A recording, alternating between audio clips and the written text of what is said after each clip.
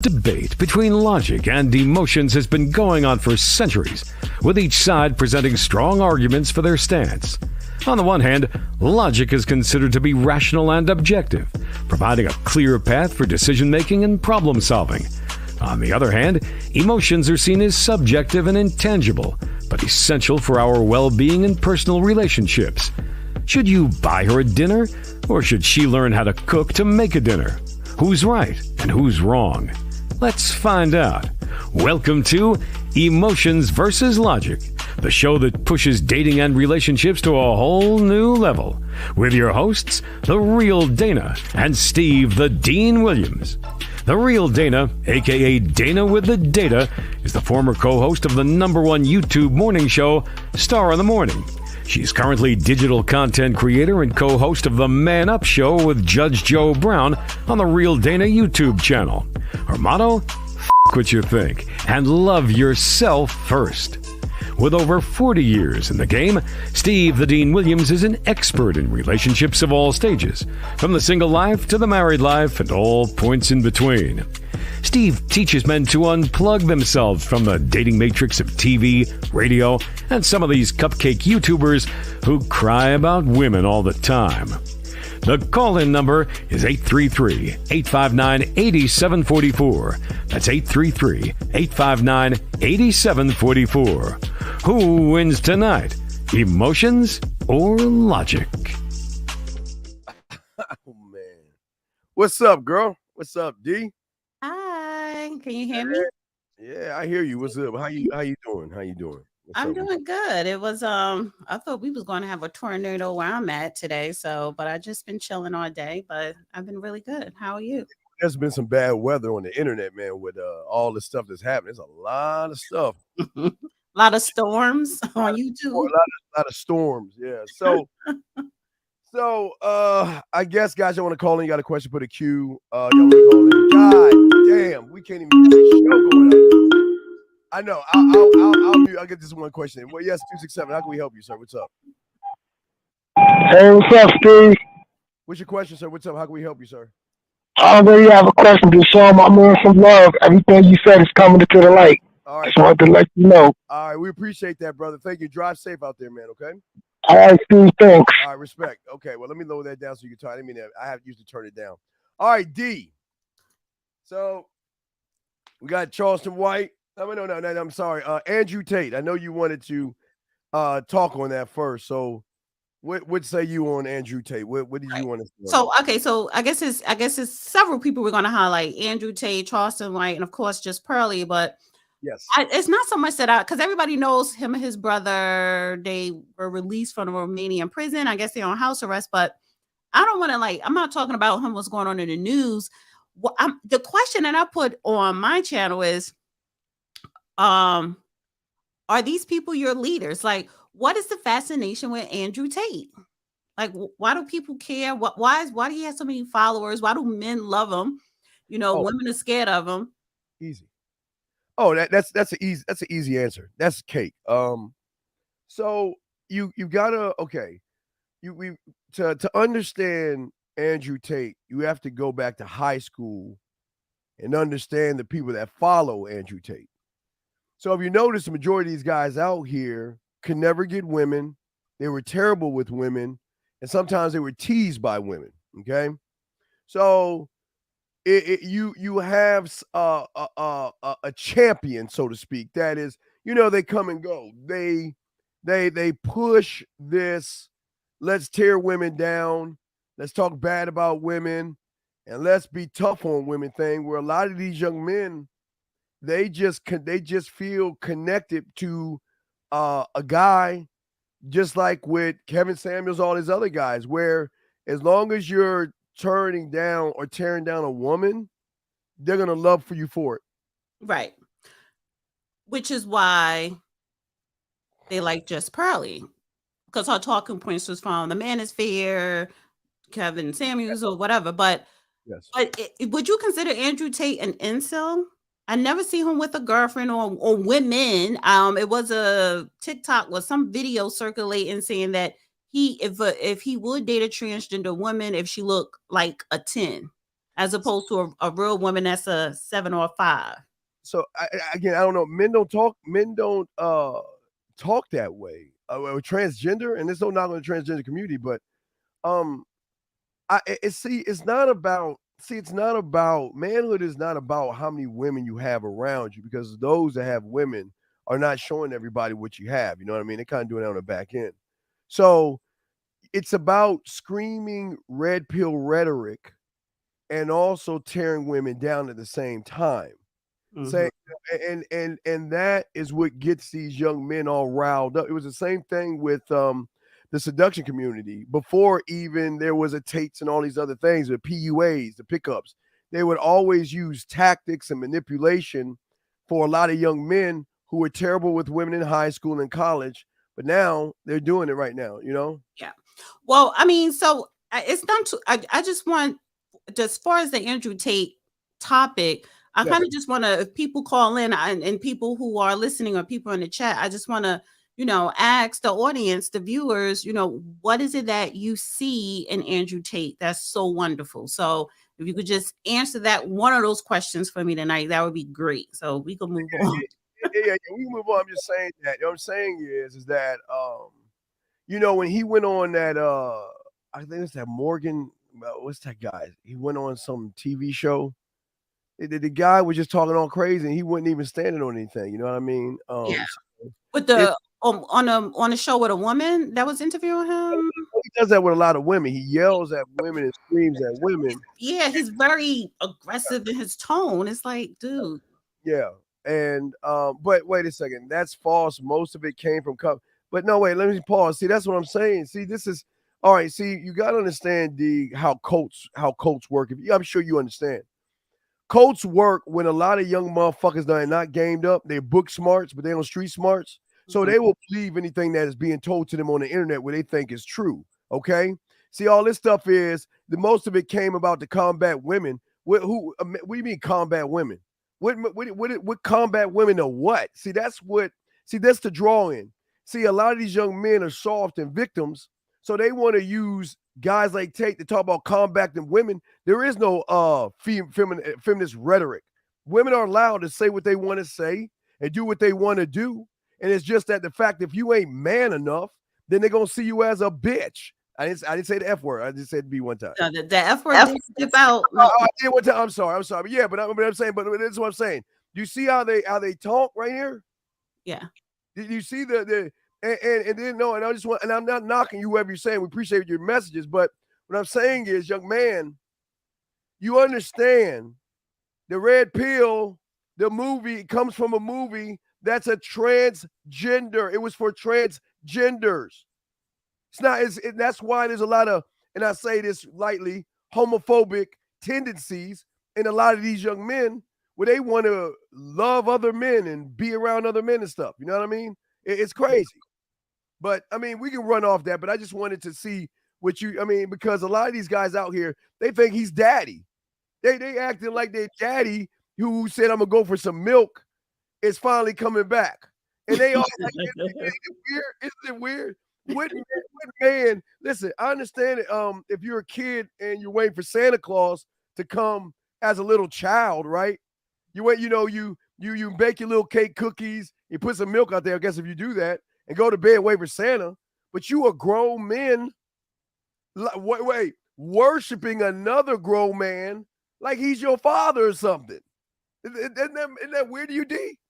No, it's very weird. And that worries me, not just with Black males, men or young men, but, with all males and men. So, a lot of young people coming into manhood who probably did not have a father, who didn't like their father, but you're pulling at the wrong people to take your inspiration from. Right. And we will definitely be talking about that with Charleston White, because later on he breaks down Fresh and Fit, who does the same thing with women. Yeah, and we may be at odds with Charleston White, but yeah. Okay. Only thing that I don't agree with Charleston White, and I'll say this first, is the grape things that he did. I don't agree with that. I totally don't agree with that. But I'm looking at what he's saying.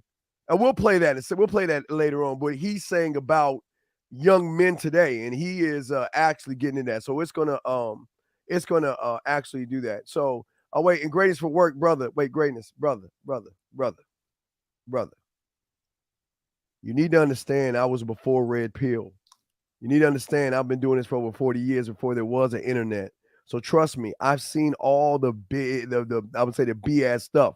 So please, young man, calm down. You don't know where it came from because you're not gamed up. When you're in a cult, you can't see the trees when you're in the forest. Okay, so I got Pearly lined up whenever you want me. I got points. I got timestamps. But is there any? Do you have any timestamps, or what is it that you would like to? Would you like to play it? I mean, I've got timestamps right here. Some interesting that young man. To the Just Pearl, because honey, they're still doing videos. They're still doing uploads, and they're still bringing in good views when they talk about Pearl. Yeah. Couple of things I do want to bring up. I'm so sorry. Couple of things I want to bring up when it comes to YouTube, because now they're talking about contracts because Shara Garvey. Oh, yeah, I got that. I got that down, but I don't even interrupt you. Yeah. Hey, go and talk on. You know, you can talk on that because I got the. I marked it. I marked that because that is huge. Because, I don't. You know what I realized doing YouTube? I don't like contracts. We are in a contract with YouTube itself and Google when you create a YouTube channel. If you have a if you are linked up with a MCN media channel network company, that's a contract. Other than that, I don't do contracts. Why am I doing a contract with you? For what? For what purpose? For YouTube? No, because people who have YouTube channels like we do, and especially if you're monetized, you're an independent contractor yourself. You kind of work for YouTube. You're working for advertisements because that's how you're going to get paid. So what do I look like having in contract with someone, an employee or independent contractor, when I'm technically an independent contractor myself? So that whole thing, just having a contract was silly. Number two, unless it's an NDA or something like that. But number two, you know, when Shara Garvey, I guess, exposed the numbers of percentage. Oh man, we got all that in video. No, we're gonna play the video. We got the video of that. Yeah. We have a call. We do have a call. So let me bring him in. Erico 214, sir. What's your question? What's up, sir? How can we help you? Yes, I'm the greatness. First of all, how are you? First, sir? First, I'm a man. I'm great all the time, sir. Okay. I was calling because you came at me. I'm the greatest to work guy. I've been a fan of Judge Joe Brown and Dana since they first began. You came at me as if I'm with what they're talking about. Only thing I'm telling you, hold on. Can you hear me? Sir, we're listening to you. We're listening. I'm holding my comment and being respectful to let you finish your point, sir. What's up? Okay. I'm telling you this. I do data analysis for a living. I was just insinuating where it came from, and as I watched, see, I'm one who studied and came from the elders that told us that this stuff was coming beforehand. The Dick Gregory's and the Francis Chris Wilsons and all of this stuff. I know the mind trick that's going on. The only thing I was doing was Dana answering her question of what I saw. I was a fan of Kevin Samuels, a majority of what he said, but what I'm telling you is in rebuttal, because before those guys even thrust up on the scene, you saw a lot of beat black men ain't this, black men ain't that, and it was all over the internet. After that little movement that That's a lie. That's a lie. What's a lie? It wasn't. Okay, all right, let me educate you because I guess you don't. Wait, are you finished? Because I want to educate you real quick. Can I educate you? It wasn't about black men ain't this and black men ain't that. Before this even started, there was this thing called a pickup artist community, a seduction community, where men were going around manipulating every woman of every race, every color, no matter what color it is. They were manipulating these women, lying to these women, and deceiving these women until all these women caught wind that what these guys were doing. And then when they caught wind of what these guys were doing, they were just chin checking the weak ones. They wasn't talking about all men. They were talking about weak, soft men, sir. Okay, but in totality, I'm in agreement with you. When you see, what do you think that came from? When they combated, they didn't just say weak men. They didn't say this particular man. They were saying all men or all black men or all of this. When you seen that rhetoric kick up, and when you saw that rhetoric kick up, you saw a lot of rhetoric kick up with backlash. That's how a lot of these people became famous. Okay, sir, listen to me. As a man, I dictate and move myself, and what a woman says and what she doesn't say is none of my business. Unless I agree. I'm a 44-year-old man with 7 daughters and married to a beautiful black woman. But I understand social engineering as well, subconscious manipulation. I was just answering the question. Okay, sir, I didn't say that I'm with them. I understand, so I'm just saying real quick, it's deeper than social engineering. It's a mindset that comes from low self-esteem, low self-worth, and insecurities in oneself that feels they have to connect with somebody to make them feel good when everybody's making them feel bad, big guy. It's deeper than... But you also know that's entertainment, right? A lot of them, they do it for clout. They're doing it, whatever. Every time an algorithm pops up, they use it for clout. And they're in the business of engaging. Some of them are real, but a lot of them are fake. But when it pertains to the business that they're in of YouTube and catching people and catchphrases and what do they call them, thumbnails and all that, whatever the topic is, that's what they're posting, and they're doing it for what the business that they're in. Now, when you find those that I don't follow none of them people like that, they're not my leaders. Oh, okay. I get what he's saying. He's agreeing where we're coming from.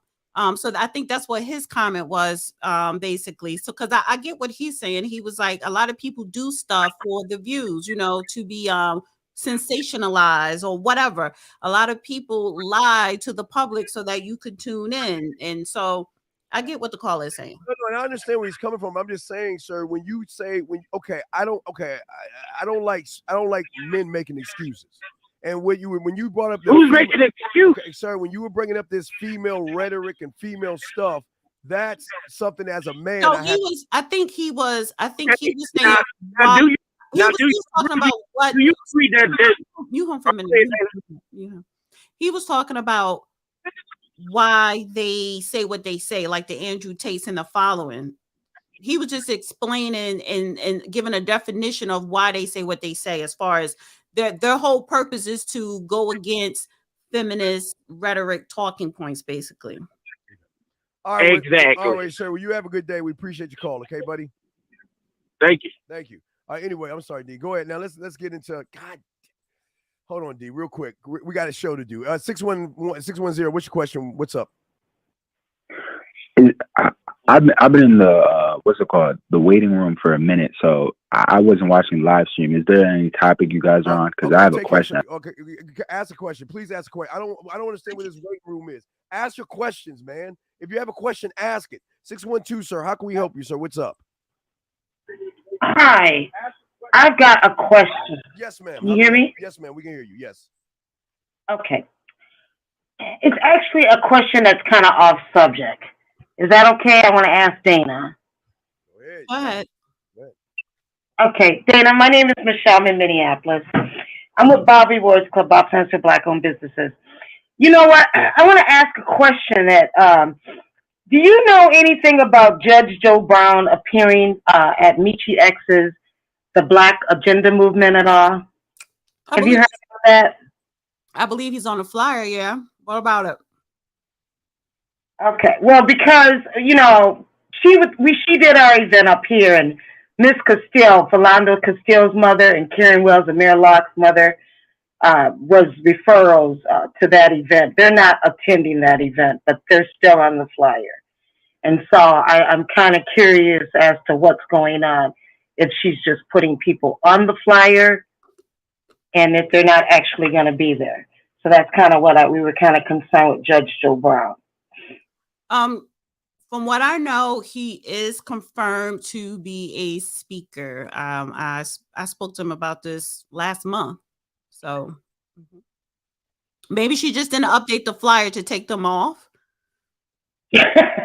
Well, she's been notified about 3 weeks ago. Okay. And well, yeah. I believe she's doing the show tonight. You may want to, hop in her live and ask her, or just send her an email. I will.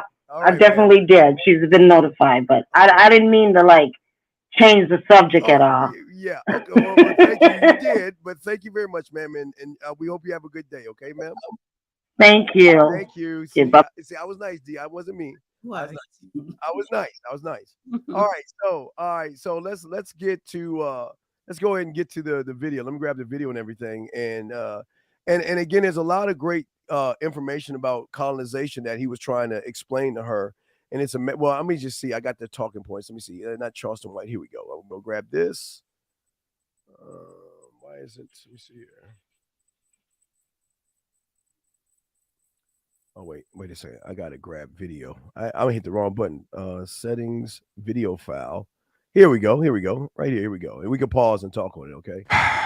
Before we even get started, tell them. If you have watched 2 or more of our videos and you have not subscribed, then we have what, pal? Beef. What do we have? Beef. Exactly. So you better get doing that right now. Before we even get started, all right? If you have watched 2 or more of our videos, and all right, so I just want to he's just starting off to show you that they know each other. Is this from his channel or her channel? His channel. This is his channel. Okay, yeah, because Miss Thang, honey, she's sending out strikes. I think she sent his ass a copy. That's right. Yeah. So let me get to let's get to the most important one. He's talking about all right, we okay, let's start. Let's just play a little bit so y'all can understand who this guy is. Why?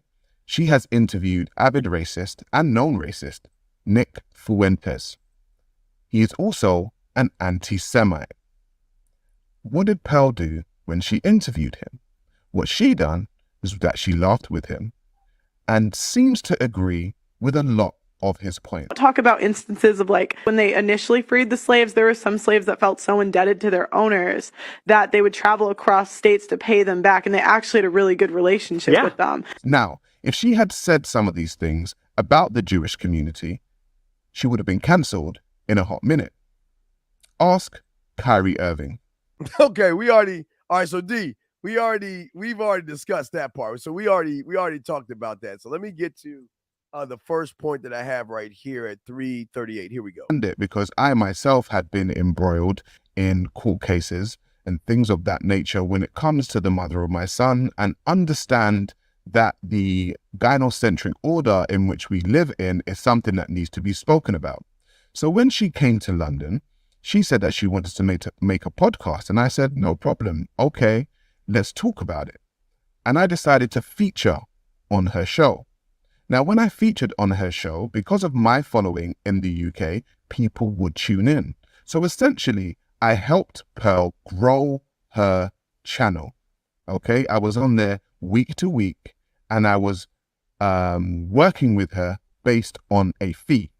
So the tragic death of Kevin Samuels happened, and there was a vacuum within the manosphere space. Who was it going to be filled by? It was actually filled by just Pearly Things, along with other content creators. Now, I believe that the reason why this space was filled is because Kevin Samuels had a large following of black men. And these black men were essentially fed up with the way feminism had taken over their community, specifically their women. So when he died, there was a vacuum and a lot of black men looking for content like this. And it was filled by Pearl. And I believe that Pearl rose to fame because she herself was the opposite of what those men had been seeing. She was a white woman. She wasn't the types of women that they had been seeing. And essentially, she was regurgitating Kevin Samuels' content. Okay, well, it wasn't just Kevin Samuels. So what is he upset about? Because you sat on her platform after Kevin Samuels has passed away, talking the quote unquote Kevin Samuels talking points. So what are you upset for now? And then on top of that, not just Sarah Garvey, he made some valid points as to pointing out, his discourse with just Pearly with her interview with Nick Fuentes. But if she came to London and she reached out to certain people about starting a podcast, my question, where was the Black-owned poppin' popular podcast in Britain? It should already have been one. Well, okay. Well, and it seemed like she's put in England on the map with podcasting. which it should already been on a map with a popular podcaster, you know what I'm saying? Because all of her people there that's making her show pop and popular are Black, but these people apparently didn't have nothing going on before she came. All right. So, okay, D, let me explain this. Okay, so to you. So in the late 90s, I got invited to a group of people that pushed out PUA and seduction, okay? Mhm. And they're a group of people, and I'm going to tie this into what we're talking about right now. What they would do is they would get together and they would come up with strategies, ideas, and ways to manipulate young, foolish people to follow or buy whatever they're trying to buy through affiliate, this thing called affiliate packages, like affiliate marketing and all this other stuff. So what I see here is a meeting of two people. She knew that there was a void in there. She recognized that, again, a lot, and I won't just say Black men, I'll just say a lot of young males, a lot of young boys are blind and are really impressionable. You see what I'm saying? And I think the meeting of the minds they had was, well, let's go ahead and package you up. Let's package you up, and I'm gonna show you how. Now remember, he created Frankenstein, so he can't get mad at the Frankenstein for tearing up the town. You see what I'm saying, D? So what I see here is somebody that created, helped create what Pearl is, because he's admitting that. But now he's mad. Well, now he has a reason to be mad later on. But he created this. He saw, like what I was telling you what the PUAs did. There was a market and a void for a lot of young men. Where Andrew Tate rolled in there the same way. A lot of people rolled in where there was a lot of impressionable young men who were blind, naive, and gullible. And he knew that, and he got with Pearl, and they came up with something. But what say you, D? I get all that. But my thing is, are you mad that she interviewed Nick Fuentes, or are you mad at how she interviewed him? Because there's nothing wrong with interviewing him or people like him. That's what we're supposed to do. I think she didn't interview him properly, and she was, and you listen, if she agreed with him, that's how she felt. So right.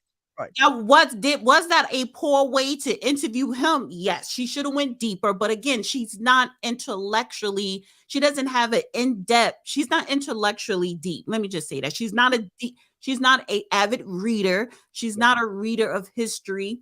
She's not. And I could tell, and I could tell if somebody is aware of certain things by some of the questions or just not having knowledge. Maybe she is playing stupid when other people interview her to, like, he was educating her.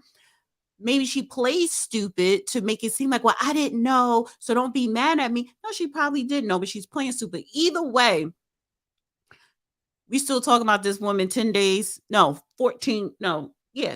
later. We're still talking about her. We're still talking about her interview. And the problem that I'm having is not with her, is with the Shara Garveys. Yeah. Why are you guys over in England? Why were you waiting for her to come on the scene? You know what I'm saying? And you put all your talent behind her when it should have been more of a collab. You should already have your own thing going. And that is the problem, specifically when we're talking about Black people, even here in America. Why are you so upset? Who in the hell told you to follow her after the passing of Kevin Samuels? First of all, Kevin Samuels would even never suggested that shit because she is a woman. I'll give him that. So again, you talking about her now, but you have to implement yourself with the same judgment you're giving her. Well, there were women who have been in the space before her. It's just that with the blueprint. See, the blueprint is simply this. The blueprint is put yourself around a bunch of women and talk bad about them. And that's the end. That's it. That's it. That's the blueprint. Put yourself around a bunch of women and just talk bad about them, and you gotta hit and then too, but they label it with quote unquote modern women. Well, in 1950, when women started going to college, they were considered modern. So every generation have been considered modern. So again, I don't, if it's bringing you views like the earlier caller, they're going to talk about it. They're going to keep regurgitating that bull, and it's BS. It's all BS. It's all BS.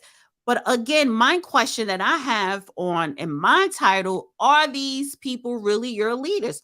Why are they your leaders? And I'm saying leaders because you support, you donate, you agree, you worship. White women are Black men's kryptonite. Well, I won't just say no. I won't say it for a lot of young men. They again, a lot of men will follow based off of color. But a lot of men will based off of a mindset that if it's a non-Black person saying something that a Black person said, that they're smarter. So I need to follow that person who is not of melanin color. So it's just that he created this. Now him complaining. Now again, I don't agree with this part. I agree with we're going to play later on, but what he's saying right now, and he's just crying right now. Right. He's just crying. And so let me keep going, but he's just crying right now. So let me keep going because it's going to 507.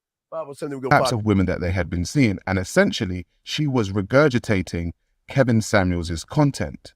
So I began working with Pearl, and from the beginning, I started to think that maybe this girl has a colonial mindset. Now that's it. Wait, let me stop right here. Again, here's the problem. It's like if I know a racist person, am I going to spend time with that person? If I get an indication, D, if you get as a woman, if you get an indication of a creepy guy, are you going to go on a date with him? I mean, come on. No, that's what I'm saying. And then if you're already doing the podcast and then you're starting to get these implications that she may be a quote unquote colonizer, right? Mind you, in 2023, Black people could be colonizers too, but that's a whole nother subject. But my thing is, why didn't you push back with her? Why didn't you push back with content challenging her if that's how you felt? You didn't. You went with the flow. Money. Again. What? 10%, 30%? No, that was afterward. No, what I'm saying is, as he brought her in, what he's thinking is this. Okay. All right. Okay. You remember Django. You seen Django Unchained, right? Am I correct? Yeah. Okay. So I'm gonna use the same thing that the German told Django about the horse. Remember he told him about the horse? He said, if you want somebody's horse and the horse... Let me... Hold on, 718. 1 second, 718. 1 second, 718. So what Django said, if you go to a horse show, if you want a horse from a farmer, he don't want to give you the horse, what do? He said, well, I'll steal the horse, right? He said, you can't do that because they hang you and it go back to his property. So instead of stealing the horse, why not buy the farm because the horse is on it? See, the thing is that he was looking, and those two were looking at a bigger picture. See, this wasn't about... But you didn't have, and I totally get that. But my thing is, did you have your own foundation already, or you was relying on her to build your foundation off of? But that's the point. What he recognized was put in a non-melanin face because there are Black women already in the space. Right. So if I put her in here and I game her up and put her in there, it could be a win for both of us. Okay, and there's nothing wrong with that. And it was a win for him. So yes. What are you complaining about? What are you complaining about? That's some feminine energy right there. What are you complaining about? Well, the complaint is she got bigger than what he expected. He had an idea that... Sir, she's white. She's white with a brain. She comes from money, which means she was most likely her parents taught her about finance. Right, but the school system to teach their kids about finance. So when she got into it not only to do well, but to understand the algorithm, to understand, okay, how can I monetize up? How can I get in the algorithm and win? How can I win? It's all about winning. Right. Let me say this before we bring our call in. It's this simple. It's simple. She gamed him. She knew she had everything she needed, but she needed to have an understanding of the audience, Black audience, through the Black man. She already knew. I don't think that was game. I think that was being honest, because for instance, I have Judge Joe Brown on my show. Now, if I sat up there and talked about in depth of the Constitution and of the law, I'll sound crazy unless I'm trying to make up shit and flip it, you know what I'm saying, revise it. But you bring in people to talk that's an expert in stuff. You know what I'm saying? So that's business. Right, but what I'm saying is she played stupid to make him say, "Oh, okay," because he offered the book to read and all the other stuff. So all she was doing was smartly. Okay, remember I told you how I play stupid all the time, and it works. I know y'all women do that shit, they suckers. But I'm saying, you know how, like with Elvis, go across the street, grab some hip shaking, take it back to the other side, shake your hip, and everyone thinks you're the king of rock and roll. It's the same exact thing. Just getting some little bits and pieces to understand how she's got to manage and maintain the crowd. So my question is, why weren't you, this particular person, because he's the only one that's complaining, why weren't you using her for something? He thought he was using her, but for what? No, and that's what I'm saying. Using her for what? Oh, 6 months down the line, then it's gonna as soon as you hit live, you got to make sure, what is my game plan as soon as we do this show? You know, do I have a website? Do I have products? Do I have a channel? How am I gaining money? Think about fishing. She was the hook, but the bait was getting, because okay, you send her out there, right? And everybody's gonna follow her like she's white Jesus, right? That's how it's working. So in his mind, he's thinking, because I laced her up, in return, she's gonna put me on and surprisingly. Right, like that's not her job. You should have put yourself on while you were with her from the beginning. Right, but that's where the problem. Don't cry wolf now like a bitch. No, because you look and you sound crazy. She was about her business and you were not. Now you're emotional. Right. Well, we got a call real quick. Okay, got it. Yes, Erico 718, sir. What's your question, brother? How can we help you? Hey, yes. What's up? What's up, folks? Afro Nerd from New York City. I'm always. Hey, how you doing? You and the judge. Normally, I'm always probably bothering you with my tweets. So let me say something quick about this. First of all, it shows you how fragile the manosphere really is, and I consider myself manosphere adjacent. But when you see how someone can come in and just pilfer. And I saw Pearly things early on a couple of years ago where her hook was, I'm this white person. I'm so white, and yet I'm able to comment on black culture. So she already came in to me kind of as this person. Well, I'm other, but this is fascinating to me. It's almost like being some kind of safari, a person giving you a safari person. Let me push back a little bit, Afro. Let me push back. What's wrong with commenting? I comment on Anglo-Saxon. I comment on people from different countries in Africa. I comment on Indians. I comment on other cultures. The problem is in her case, the visual is the oddity. I am so white. I'm removed from this, but I can comment on black culture. See, it's a little. It depends on how you were doing it and from what stance you're coming from. To me, it looked as if, well, I don't have anything to do with these people, and yet let me being so white comment on people being so black. She didn't really have, to me, honest intention. Like her comments about slavery, I think her ignorance comes from not understanding history. She's not a reader, unless she do understand history, but she was just playing dumb, but expressing how she truly felt. So there's two things here. You could comment on whatever. We all have freedom of speech or whatever. We have that right to do so. But are you zoning in on her when it talks about slavery with black people? Because if that's the case, that is coming from a state of ignorance if you're not informed about history, unless in her case, like we all discovered, she's playing stupid and she's just showing how she really felt. It's a lot of people that say, well, slavery wasn't that bad, or whatever the case may be. But are we really going to sit up here and do content on one person for 2 weeks? If you're not, and these same people, you don't have that same energy for other people. And I'm not talking about you, Afro. I'm generalizing, but we don't have that same energy for other people. Well, let me say this. I tell you what the real issue is. First of all, she's from the suburbs of Illinois. She's a Midwesterner. She's a Midwestern young white woman. So she's not necessarily clued in. I mean, right now, she really, her excuse is that she's white, white and uninformed. We know that clearly. But what makes it crazy is that there are also black people speaking from a certain level of ignorance. When this thing came down, when she used Alex Haley's roots as a reference point to say that, well, slavery isn't that bad, that's when you knew that, sure, we know that there was some plagiarism involved with Alex Haley's roots, right? Mm-hmm. But that's one family story.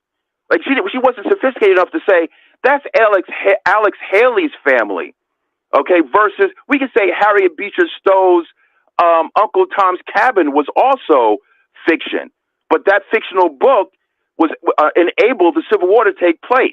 But so she's not well versed enough to speak on this at all. And also a fair share of black people. I like Mediocre Tutorials. He's another gentleman that does Red Pill content. But when this went, and he was also there, him and Melanie King, who are pretty significant YouTubers, they were there right before this controversy took off. But when he was even discussing roots, he had to kind of scramble about, well, who Alex Haley was. You know, maybe it's a matter of youth or whatever. But I see black and young white people who have this cloudy thing going on about historical data. It's never that serious, even to certain black people, because they don't know either. Okay, we got to get ready to wrap it up with you, but all that doesn't matter, sir, because at the end of the day, she's already got them plugged in. She's already won their trust over. So it doesn't matter the way she worked and it's not just black men, males. I say not men. As she did that, she got every race, every kind of guy believed her, because as soon as she started hating on women, they were already in. They're already connected. They already drunk the juice. So it doesn't matter what she's saying, because the thing is that she already had the power. She can say whatever she wants to say. That's her Fifth Amendment right. That's her right to say that. But you have to be. But you got to understand. And I don't mean to say this rudely, but most people are gullible. Even that the guy you're talking about, he don't even have any game. You should have saw how he was caking with. I mean, he is a guy that was bad with women in high school, and he was a guy that complained as well, because there ain't no such thing. Black men should not be talking any kind of red pill rhetoric at all. Period. Period. That's not for us. We shouldn't be discussing anything like that. Nothing like that at all. Period. Well, look, I'll leave you with this. I think there's a whole lot of people. I agree with a lot of what you said, but I think at the bottom line is there's a lot of people speaking without really the skill to be able to the skill on the subject to be able to get into it. She got caught because she was white. She was well versed in red pill talking points, but when she started veering into race, she didn't know what she was doing. And we can talk about this all across the board.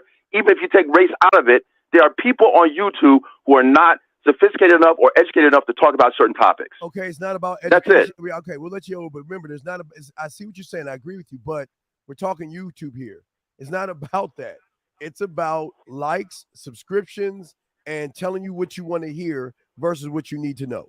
So it's not. You're right about what you're saying, but that's not what YouTube is based off of. Yeah. All right. So thank you, sir. Go ahead. I'm listening to you, D. Go ahead. No. I was going to say we need to move on, but just to add towards the end of that, why is Roots the go-to for Black history? I don't know. But that's television. That's television. And then too, again, when people make those comments, why are Black people so emotional about it? Counter them. Say, well, say to them, well, what are your thoughts on Jews that were enslaved, going back biblical times and going back to the Holocaust? What are your views on Indians that were enslaved? What are your views on the Aboriginals in Australia? So when you throw other things out, because slavery just didn't happen to Black people here in America. So this has been going on for centuries. And then if they're white, just say, well, what are your thoughts on the slaves, white Caucasian slaves that were captured, that the Romans captured? We talk about Spartacus and all of them, the Gauls, or what is that okay? You saying that wasn't as bad? So when you throw it back at them with some other facts that they cannot dispute, and then they say, no, that was bad. Okay, so then why is that bad and this isn't so bad? See, that's what that conversation should have went if you're going to counter her when she's going on this world tour of other people platforms like Obsidian, who is milking it for views. And he said he was. I don't blame him. You know, he's over 50 with a disability and he needs some money. He knows how to, I guess, milk it out of a white girl. But none of those people who were defending her, you still should have pushed back against her. But even when she allowed you to come up and push back against her, nobody didn't counter her properly. All right, well, we got another call. Area code 916. What's your question or a comment, sir? What's up? 916. What's up, everybody? It's Information Man, brother. What's going on? It's Information Man. Respect to you, brother. What's going on? How can we help you, brother? What's up? Hey, man. I'm listening to the program. I like that y'all doing this. Peace to Dana. Hey. You know, I've done some videos on this situation, and black people, you know, we shouldn't be surprised. We got nobody but ourselves to blame for this. Those of us who were supporting her and putting her on as she did. You've got Brother Garvey, who worked with her, who just came out and exposed her some more in terms of how she was paying and trying to cheat the people that she has working for her. A lot of people are going around saying, well, she's worked harder than anybody else on YouTube, when no black people are working for her behind the scenes and what have you.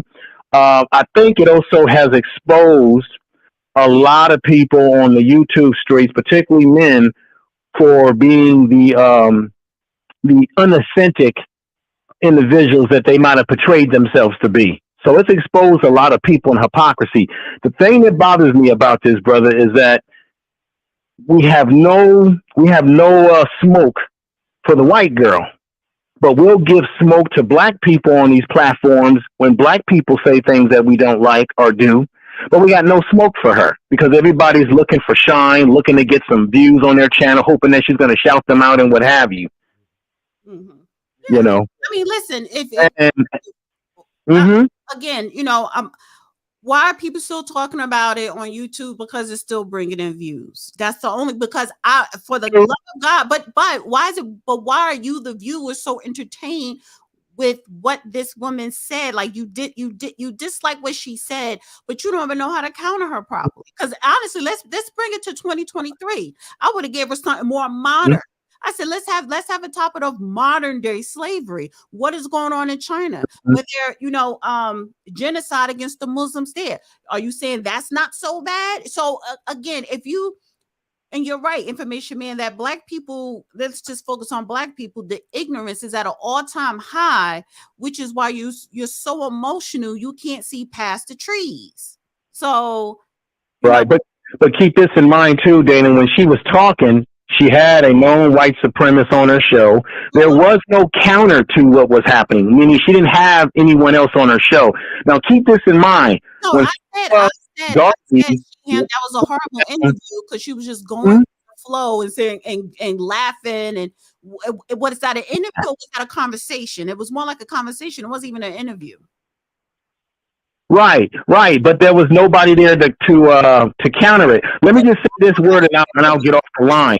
She was just giving her so-called apology when she claimed that she was looking for someone that could better educate her on a situation like Soror Garvey, who she used to work with. Can you hear me? 1 second.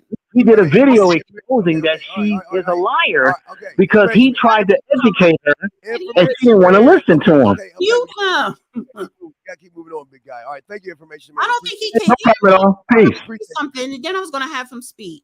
Yeah, go ahead. That's what I'm saying. I don't know if he can hear me, but the thing is, there was somebody there, Blessings, a black man, even though he was out, it don't matter. He was there to count. He should have came in and counted. He should have said pause, whatever. So it was somebody there, especially when you're talking about something like that. So again, going back to black people, I don't care if you're black American or black in the UK or whatever country in the continent of Africa. If you don't know how to counter someone when you're talking about specifically about race or culture, then the fact that don't sit up here and complain like a bitch later. Yeah, okay. And we got another call. I mean, they're coming in. We're gonna continue this. Area code 30. Oh, I'm sorry. Let me grab this call. 917. I guess he hung up. 917. What can we help you with, sir? What's up? 917 going once, 917 going twice. All right, let you go.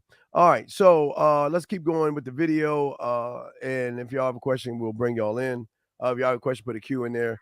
But I want to get to 529. I think it was 529. Because he is complaining a lot, but let's get to now. We all know that we don't want to 529. Oh, it's 5. Okay, watch it. This colonial type viewpoint when it came to black people. And hey, D, and this is what I'm talking about. I want you to know how you were saying women can play ditzy and dumb.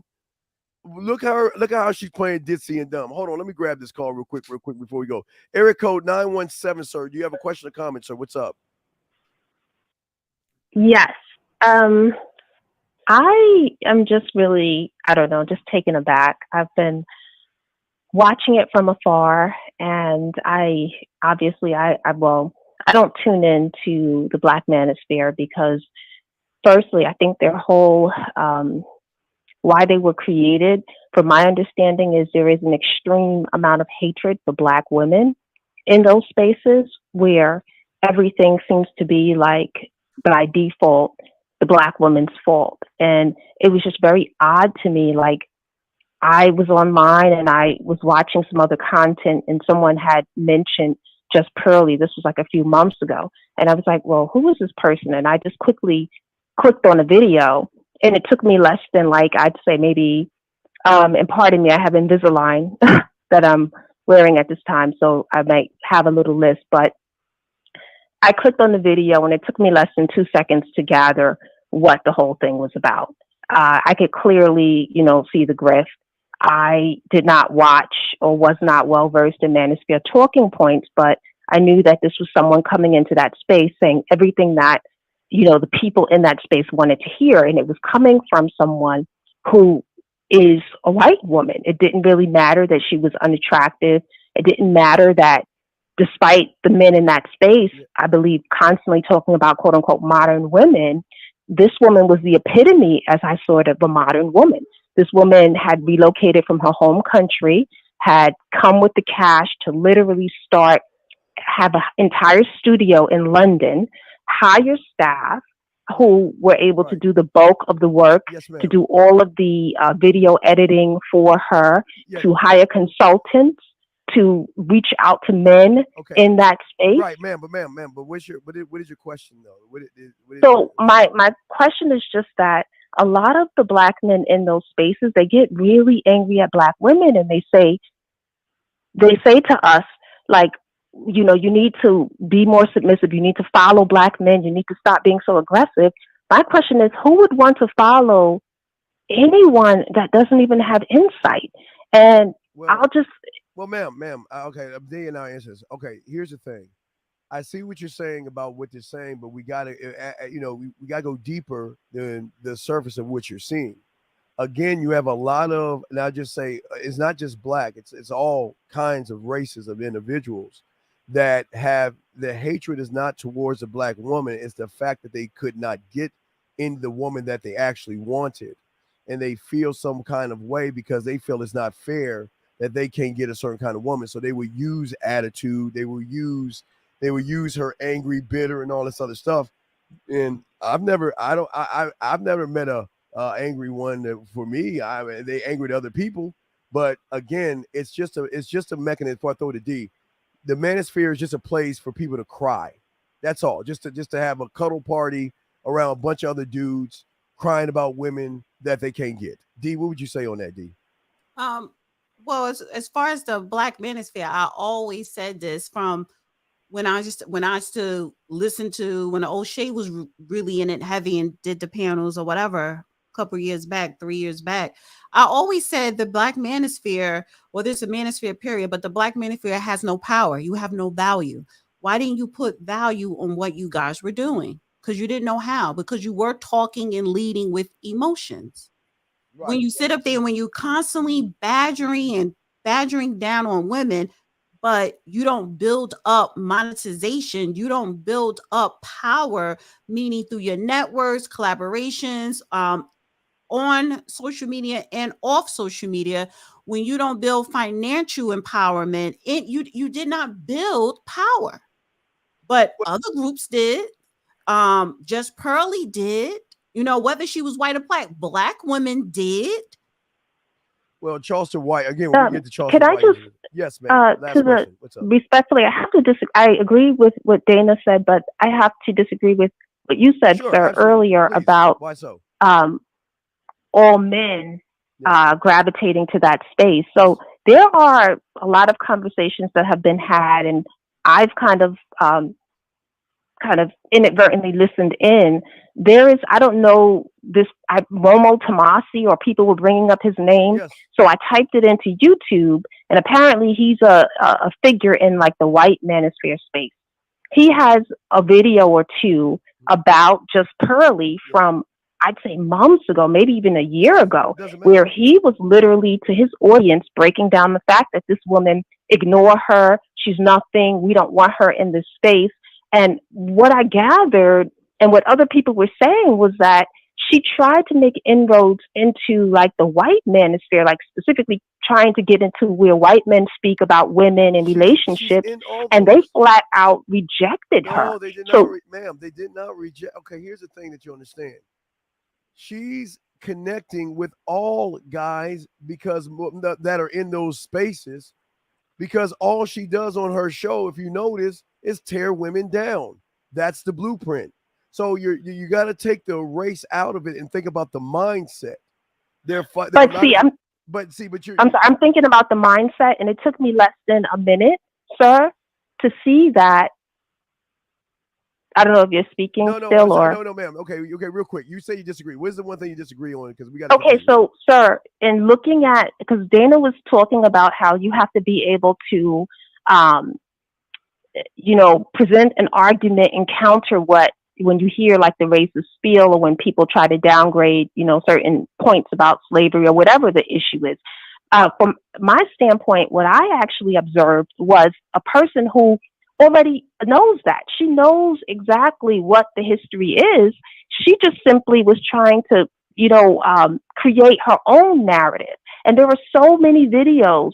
If anyone goes online, I mean, from months ago, even a year ago, her original name was the whitest girl in the world, or something to that effect. It wasn't Pearly Things. It was the whitest girl in the world. And I believe her account was banned from Facebook. She was responding specifically to gangster rappers and doing critiques on gangster rappers. Yes. And so she was just looking, as I see it, for a hook to get an audience to come into a space to like build. Well, ma'am, and she was able to do that with the black manosphere.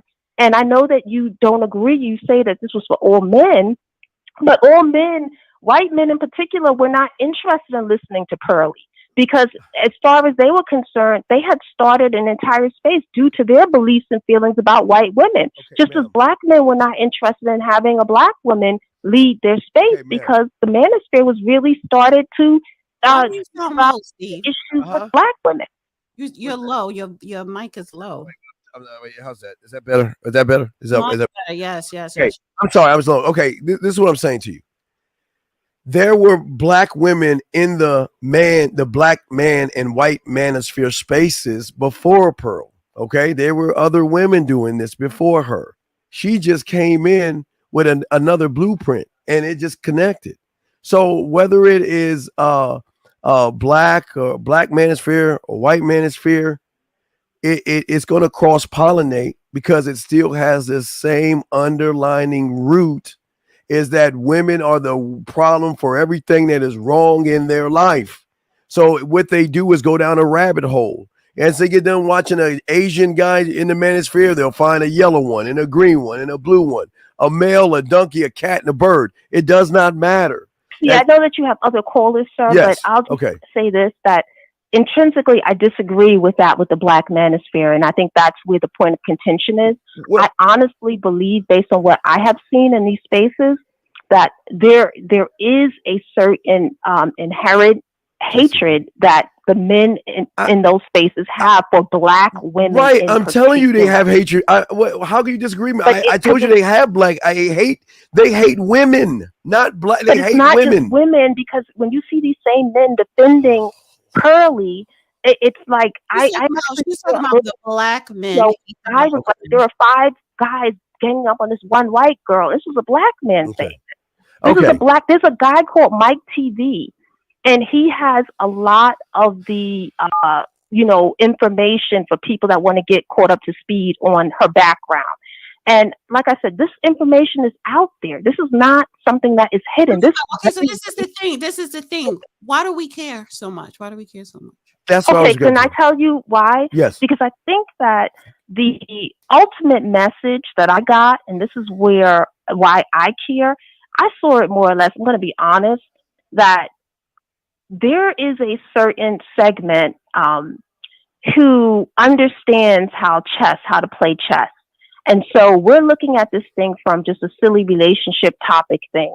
That's how people get in. So once they get in and they have their audience, now they're able to kind of segue to mainstream.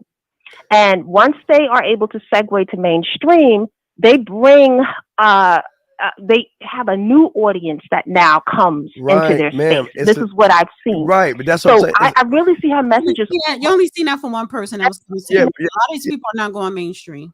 A lot of these people are not going mainstream, but like I say, that's the same thing Kevin Samuels did. He was a fashion consultant. And then one day he said something bad about a woman. He went on World Star Hip Hop. No, it's not even that he said something bad about a woman. No, it's because the women, particularly black women, called into his show. And he laying into him. Black women pushing your product is going to pop. It's going to sell. It's going to be popular. Black women put him on the map. Now, he went mainstream because he was able to cross over because he has knowledge in fashion and style. That's part of entertainment. It's about the look. It's superficial. But everybody else in this black manosphere type thing, no, they don't. They're not going mainstream for what? What advertisement company, what marketing company is going to sell my product? And then on top of that, sell it to women because we are the biggest consumers. No. I have a question for you.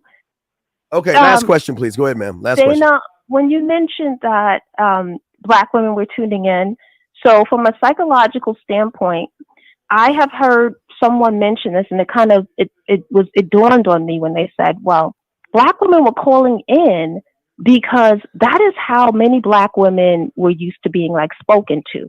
Meaning when you have someone downgrading you and telling you, you can't have that, you're not good enough for this, or going back and forth and just a lot of the chaos, like a lot of black women related to that type of relationship dynamic with a black man. I couldn't even watch, to be honest, 5 seconds of it, because for me, it was not entertainment. It was abuse. It was very abusive. The little clips that I saw, how is it abusive, and how he was speaking to those women, it's not abusive. It was abusive. Wait, because that question was the statement was directed to me. But what is the difference between?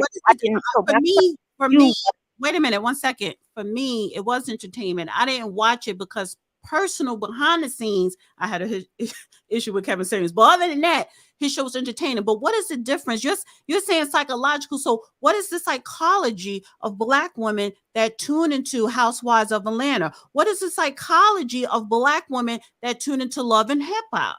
Thank you. Because that's toxic. I can tell you the psychology. Wait, 1 second, Carla, because you spoke a lot. Let me just get this out, because first of all, I don't talk on the dead unless you were a piece of shit in real life. And Kevin Samuels, from what I know, was not. I'm not going to give him that.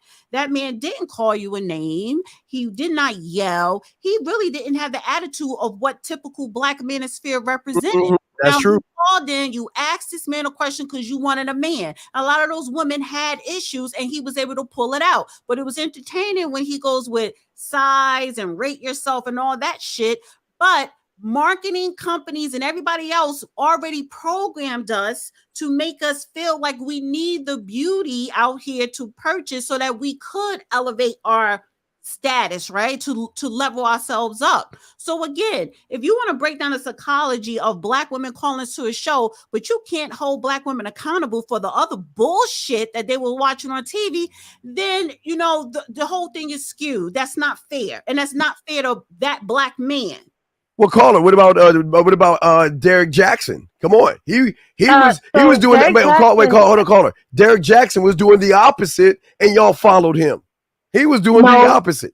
Derrick Jackson turned out to be a real piece of shit. Derrick Jackson was doing the opposite, and y'all follow him blindly. Okay, so could I just, in response to that, so you have obviously, this is my response to that. You have we're not a monolithic group, as both of you know. So there's a segment of Black women who were looking to hear those type of platitudes from Black men. Those were the ones that were tuning in. Right there, because when you made that comment about psychology, you didn't say certain Black women. You included Black women in general. So don't push that goalpost. My point is, and this is not directly at you, Carl. This is not directly at you, because you're just using a study that someone put out there. But why don't you ask that person that did that particular study, that psychology, ask them, well, where's the study of the psychology of women watching The Real Housewives? Where's the psychology study of the women watching Love and Hip Hop and all the other all that stuff on Zeus, the Bad Girls Club? So if you don't have the psychology of other programs, you to study, I can tell you where that comes from. All right, we'll call it. We got it. All right, we'll call it. We got it. Gravitate to what they're comfortable with. But then, they're comfortable with. Okay, they love a-holes. Okay, we'll call it. We got to keep going. No. What I'm saying is that if you grew up in a household that was dysfunctional, let's say a lot of that stuff that you see on The Real Housewives, that was a part of your everyday life, or your mom's life, or your auntie's life. That's what you're gonna. That's what you're comfortable with. I get on guys. I can tell you that I fall back on things that I'm comfortable and let me tell you why. I get on guys for saying this feminist stuff, and I'm getting on you for this. You are not your parents. You have this thing called choice. You don't. I don't understand why y'all use this as an excuse. Poor me. My parents didn't push me on the swing. That's not what I said. I did not say that. So what does it matter with your parents if your parents are dysfunctional? It doesn't matter. That's not what I said. But from a psychological standpoint, we cannot negate this, sir, you make your own choices as an adult. This is 100% true. But we have a certain program. So this is not me. This is any psychologist or psychiatrist will tell you this. We have a program since you were 2 years old. Really, your socialization, your primary socialization is formulated between the ages, I believe, of like 2 to 14 years old, meaning yes, you do have choices as an adult, but it's one of the reasons. Okay, let me try to. All right, call. We got to keep going. Call. All right, I know you have to move on, but I really want to make this quick point. It's one of the reasons why, if you grew up in a household, for example, where your parents went to college, you're not even going to, for the most part, think about college is so hard. It's so difficult. It's if your parents were educated, it's just a part of kind of to a certain degree. That's socialization. I can speak for myself and say, for me, college was never a big deal. Yes, I was able to go to one of the most exclusive schools. Okay, ma'am. Okay, all right. I grew up in a household with parents. All right. Well, you have. Thank you, sir. Thank you. Okay, we'll let you go, ma'am. All right. So let me say this to you real quick. Guy, you're calling, but listen. This is a prompt, D, and I say this for guys as well. See, the thing is that we don't want to take accountability for anything. We always want to use and blame our parents. Yeah, if you came from a broken home and everything, that an abusive father can give you an idea of either I'm going to be more like my father or not like my father. And if my parents go to college, sometimes college isn't for certain people. Sometimes they say, you know what, just because my parents go to college doesn't mean it's for me. I want to do something for me. You see what I'm saying, D? It doesn't. But anyway, we'll keep going to say, but guys, we're not trying to listen. Y'all, please call and ask your questions. And we're not here to have a debate with y'all about this stuff. Just call in. We got y'all. But let's continue back to this thing real quick because we got to get on it because we're in the second hour. We got to get with Charleston White. So let's get back to this, the most important part of all of this. All right, let's just get to this before we wrap this part of the Pearly thing up. I had to school her to me. What are we talking about? And she said she would. All right, so where we at right now, let's say, because we'll wrap this thing up. So what happened was she asked him to work for him. What was it, D? Like 4 days for 7 hours. Yeah. She asked him to work for him for 4 days for 7 hours. Matter of fact, we ain't gonna get to him. D and I talk about it. Listen, just about everybody heard that part when other people was playing it, but can I just acknowledge another Ramil? Yeah. Shout out to Ramil. Ramil, you talking Ramil on the show? Yeah. He was funny. He was funny. Yeah, he was. I catch it when I get up, it's already an hour in because I don't get up to 10 a.m. But it's like, shout out to Ramil. I just want to say that. But anyway, listen, if you look, I ain't paying you. I would never pay people. I'm not paying you to come on my shit. Either you or you not. Because what is this? And this maybe it's because I come from the Star platform. The thing is, shout out to Star. Yeah. The thing is, we got paid when we did our individual shows on his platform, but we got a percentage and it was fair. But the main morning show, you promote your own shit, promote your Cash App. I got more money promoting my Cash App than he could pay me hourly. So what I look like paying you? Yeah. So basically at the end of the day, she made a deal with him, a 70-30 split because she liked him.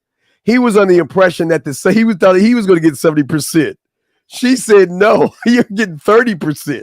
Because it's her platform.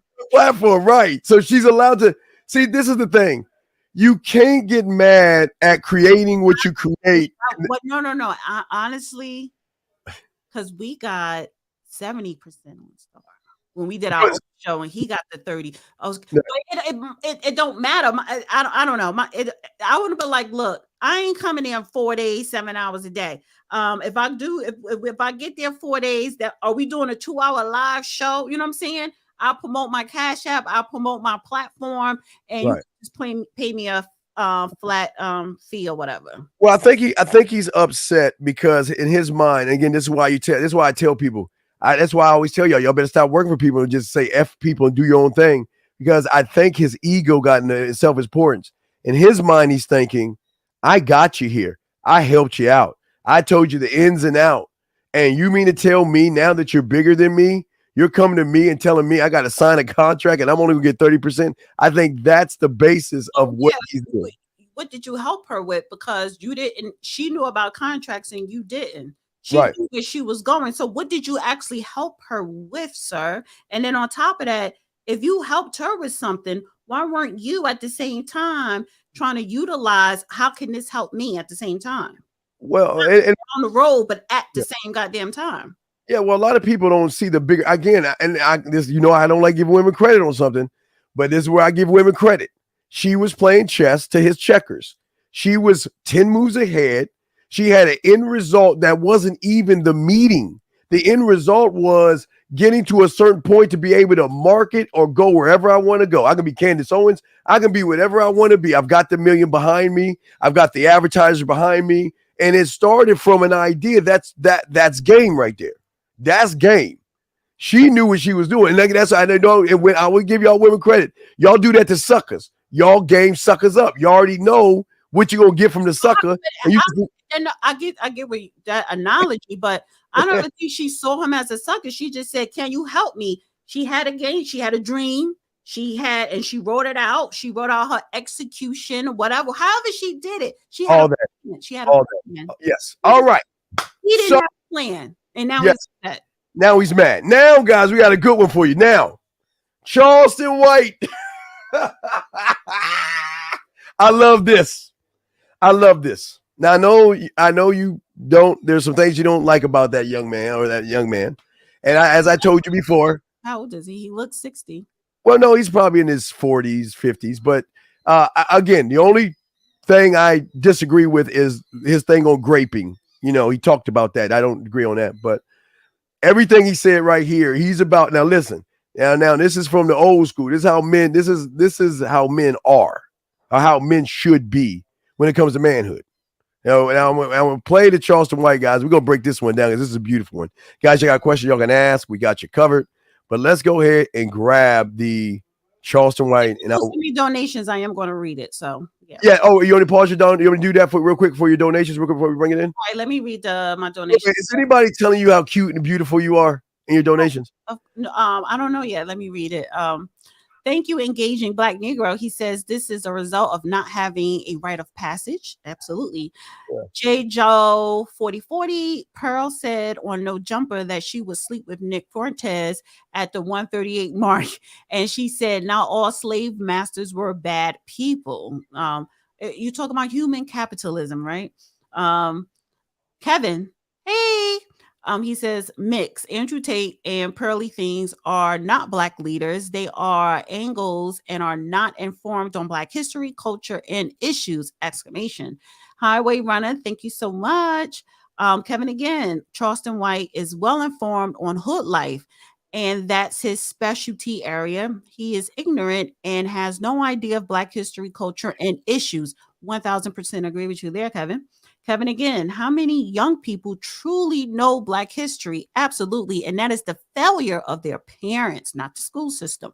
Lord Williams, what are you talking about, caller? Okay, I guess that's from the last caller. And that's it. Thank you so much. Well, I want to say what he said. Okay, Charleston is street.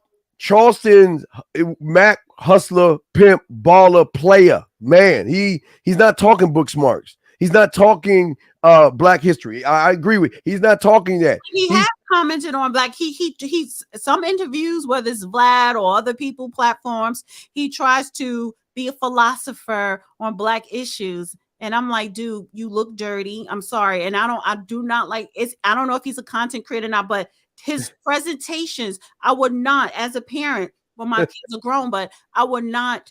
That's not someone that I would have my son especially look up to presentation. And then on top of that, what are you actually talking about? Because 1 minute you're talking about all what you do for your local community with the youth, but then you turn around and talk about what you're going to do to somebody's children and women. And then on top of that, you kind of shitting on the tri-state area or New York or whatever. And homie, we can't have that. So. Oh, come on. He's just saying about all right, leave New York. All right, here we go. So let's get into what he's saying, because he makes a lot of good points here. This is why I'm gonna give him some credit on this. He makes a lot of good points on this. Let's go to him. We'll stop it. Here we go. Yeah. I was starting to think y'all didn't like me. Y'all were picking on me. So, So, man, I'm just saying, man, I don't want to mean no harm to nobody. I got over 100,000 followers over here. And this account ain't even 3 months old.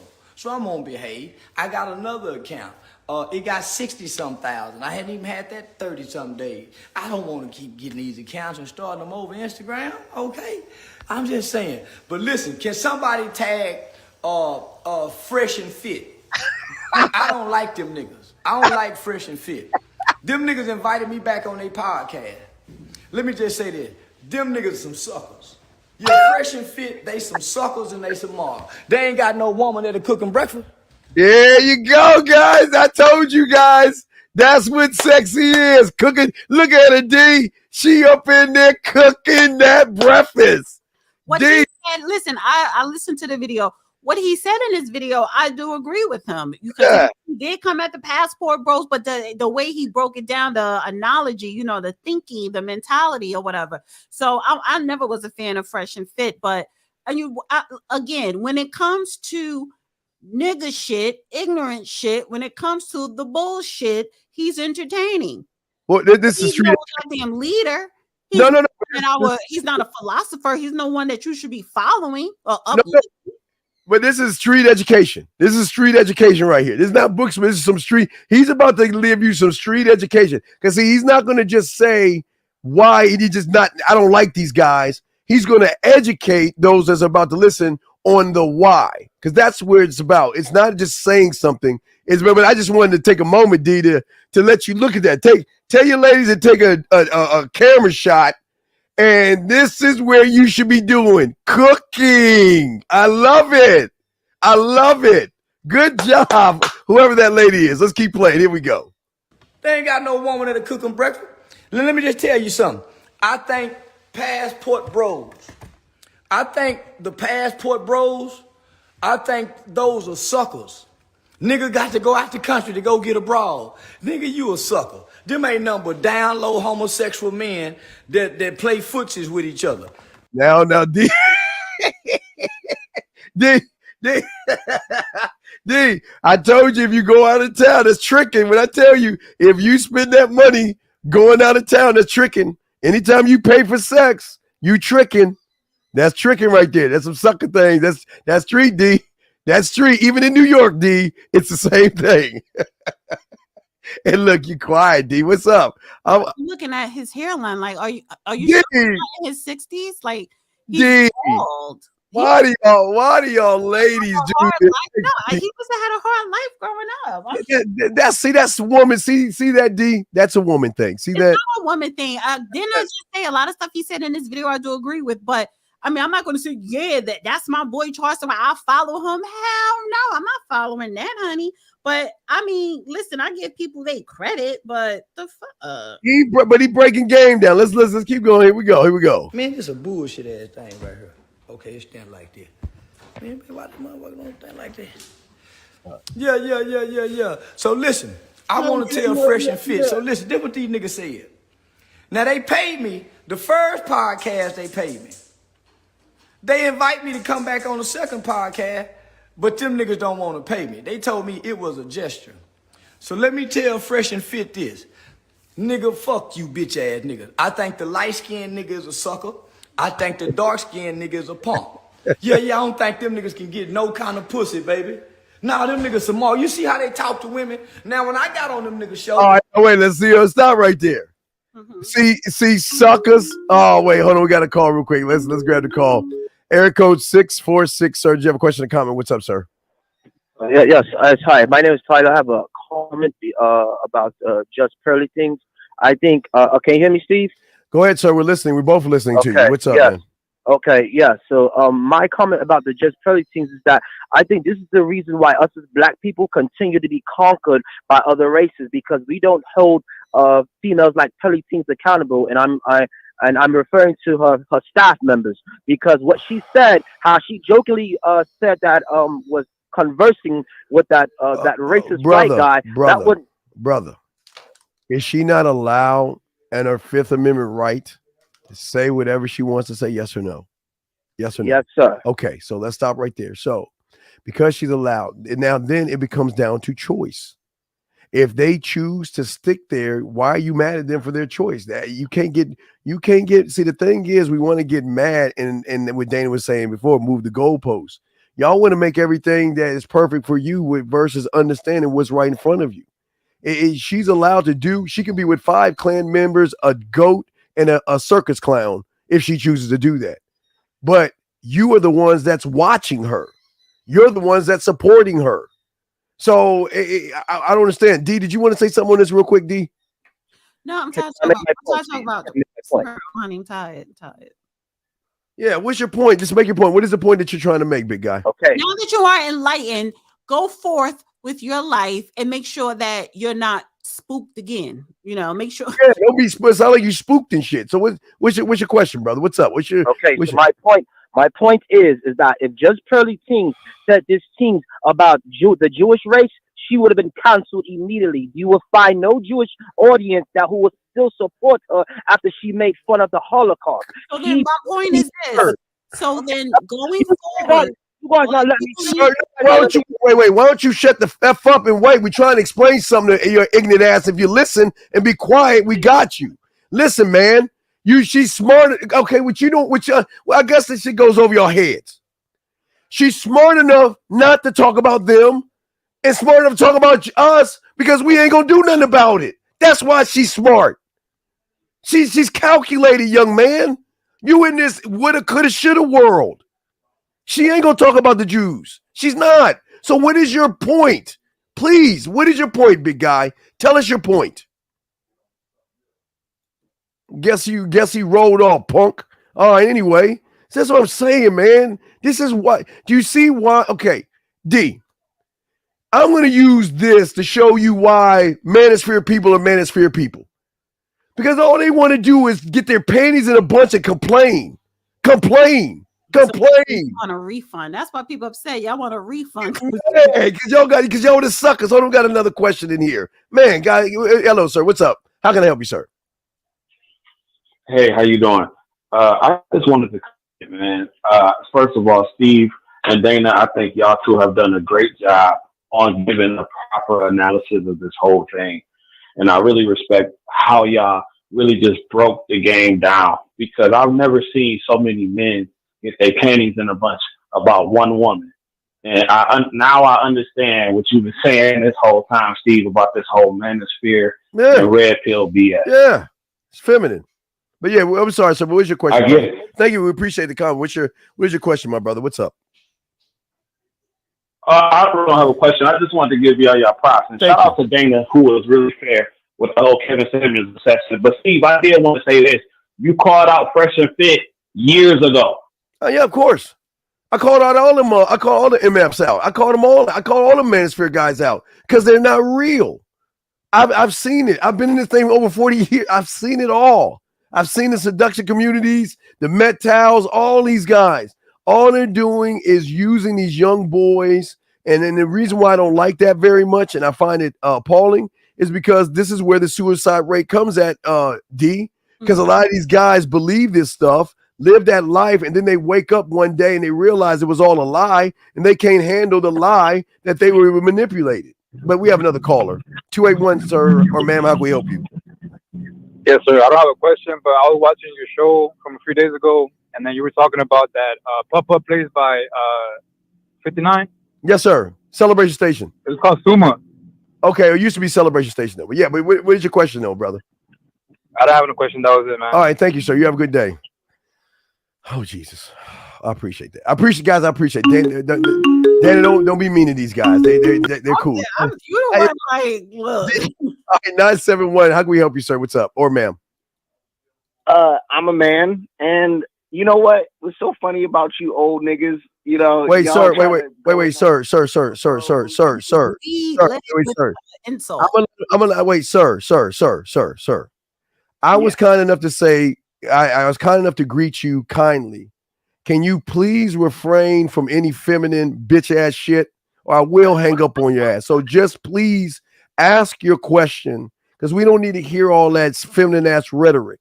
Just ask your question and we can have dialogue. But if not, take your ass on. So I'm gonna open you up again. You got a question, ask, but I don't want to hear all that silly ass weak feminine talk. Just ask your question so we have dialogue. If not, take your ass on. So I'm gonna ask you again, sir, with kindness. Hello, sir. What is your question?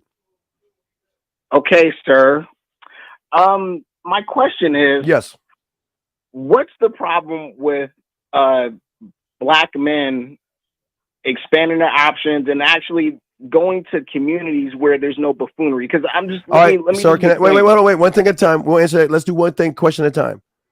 Well, I didn't finish. No, you did because again, you made a statement. So the thing is, the problem is what y'all do is y'all run your mouths with these false statements without anyone challenge you on your statement, sir. So no one said, sir, if you want to go to Mars, go to Mars. I feel go wherever you want to go. Just leave the young kids alone. Don't push your ideology on young, impressionable young men. That's where the problem is. So if you want to go to Jupiter or Mars, go. But for you to go and tell these young men that it's easier for them just because it ain't easy for you, it's false. Does that make any sense, sir? Not exactly with the easier for them thing. I didn't really understand that part, but everything else I understood. Okay, so please continue. I just want to correct something because you have for some. Okay, I guess you go. Do you go overseas, sir? Yes. Okay. Can I ask you why you hate yourself so much? I don't hate myself. Okay. I actually, have no problem with myself. Okay, well, let me ask you a question. I travel because I want to. Okay, and I'm fine with that. By the way, and I'm fine with that. There's no knock on you. Hey, if you want to travel because you want to travel, that's none of my business. I say travel. Now, if you're traveling for sex, you're tricking. So hopefully you're not. Hopefully you're not traveling for sex. Okay, so then what is your question then? I don't understand. I'm lost then because you're allowed to travel. It seems okay. Yes. This whole JPT thing has fragmented, quote unquote, the manosphere. But the problem is, for one, JPT was never a leader of the black manosphere. That was thrust on us. That was other detractors that hate the black manosphere who happen to be black just say, see, that's your woman king, that's your white chick and all that. And it's like, dude, just because she says manosphere talking points doesn't mean she belongs to us or we was all like, literally you can agree with somebody and not have to be like beholden to them or or actually too, the anti-African stuff that's been going on, that's not cool either. I'm a Black American, obviously, but it's just like this anti-African stuff is coming out too. That's anti-Black as hell, but whatever. Okay, so, but let's get back on the street. So what is your question, sir? Because we have to keep going. Do you have a question? My question is, why is everybody trying to lump in a woman that was never accepted?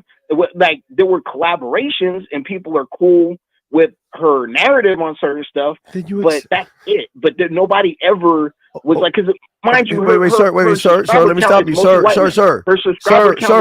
sir. In order to collaborate, don't you have to accept? That's not true. That's not true because So wait. Prime example, Jason. No, hold on. Hold on, sir. Man, come on, hurry up, man, because we're gonna try to do a show. Hurry up. David, do you want to answer this question for him? Do you want to? You have anything to say on this? I was giving you an example. Okay, we appreciate it, but we're not here to. I want to talk about that weak ass passport shit. So, D, do you have a question? No, I wasn't talking about. I was using an example. Jason Black collaborated with the white supremacist. So, does that mean he accepted a white supremacist? He didn't collaborate with the white supremacist. He had a white supremacist. Wait, stop. Because I'm not going to do the. Let me do this. Hey, caller. And I say this with love. Fuck you. Mm-hmm. Get your bitch out. Bye. Get the fuck off. I'm sorry. I apologize, D. But what I wanted to say was Jason Black had a white supremacist on his documentary. So he paid someone to be a part of his documentary for the purpose of the documentary, not collab, because it wasn't a back and forth. I don't think Jason Black went on whatever that person was doing, but he said something, he's overseas because he wanted to escape buffoonery. But there's buffoonery overseas, so I didn't. I just stopped listening to him. Wait, D, but this is the point I'm trying to make. This is why they're always going to lose in life, because everything. Well, let's get this next caller. I'm sorry, we got a call right here. Caller, can we help you, sir? 781. Can we help you, sir or ma'am? Yes, I just got a question, Steve. So, why does a man need to fly out into another country to go be with a woman that was trained by another culture of men if he was really masculine? You say, why does he have to do that? Because a lot of these guys out here have a lot of feminine qualities. They have a lot of, and here's the thing, women don't want to be with losers, and that's the truth. Why would a woman want to follow someone with no leadership skills? Why would a woman want to be with someone who doesn't believe in herself? Why would someone want to be with someone that tricks? So but see, this is the problem people understand. You are what you are. You just got to accept that you're a loser. But if they want to go overseas to trick, it's none of my business. My problem is when you tell young men that because I wasn't good with women, that you should go overseas because I'm not going to say black, I'm going to say all green and blue and pink women are terrible. That's how bad it is. They just want to use it's a feminine thing of complaining and whining. So that's why. But D, do you want to answer that before we continue? No, I think his question was mainly a statement. Yeah, it was a statement, but I agree with it. Like, why are you going overseas to be with women that was raised by the men there? And that shows your lack of leadership here where you're from. So can we move on to finish up with this Charleston White? Yeah. Okay. Well, thank you, caller. All right. Okay, thank you, caller. We appreciate the call, brother. Thank you very much. So yeah, let's get back to Charleston White, and let me see. I'll put that caller. Caller, be one second. Let's get to Charleston White. Oh, let's get. I love this, D. This is great. Let's keep going. Here we go. I put some macking down. I showed you niggas how to mac to the young bros. Did y'all notice when I was on them niggas show, them little hoes listen to everything I said? That's macking. See, that's macking, D. Like constantly stop and pause. Like, sorry, D. I just get excited, them man. Them niggas were beating up on the bitches.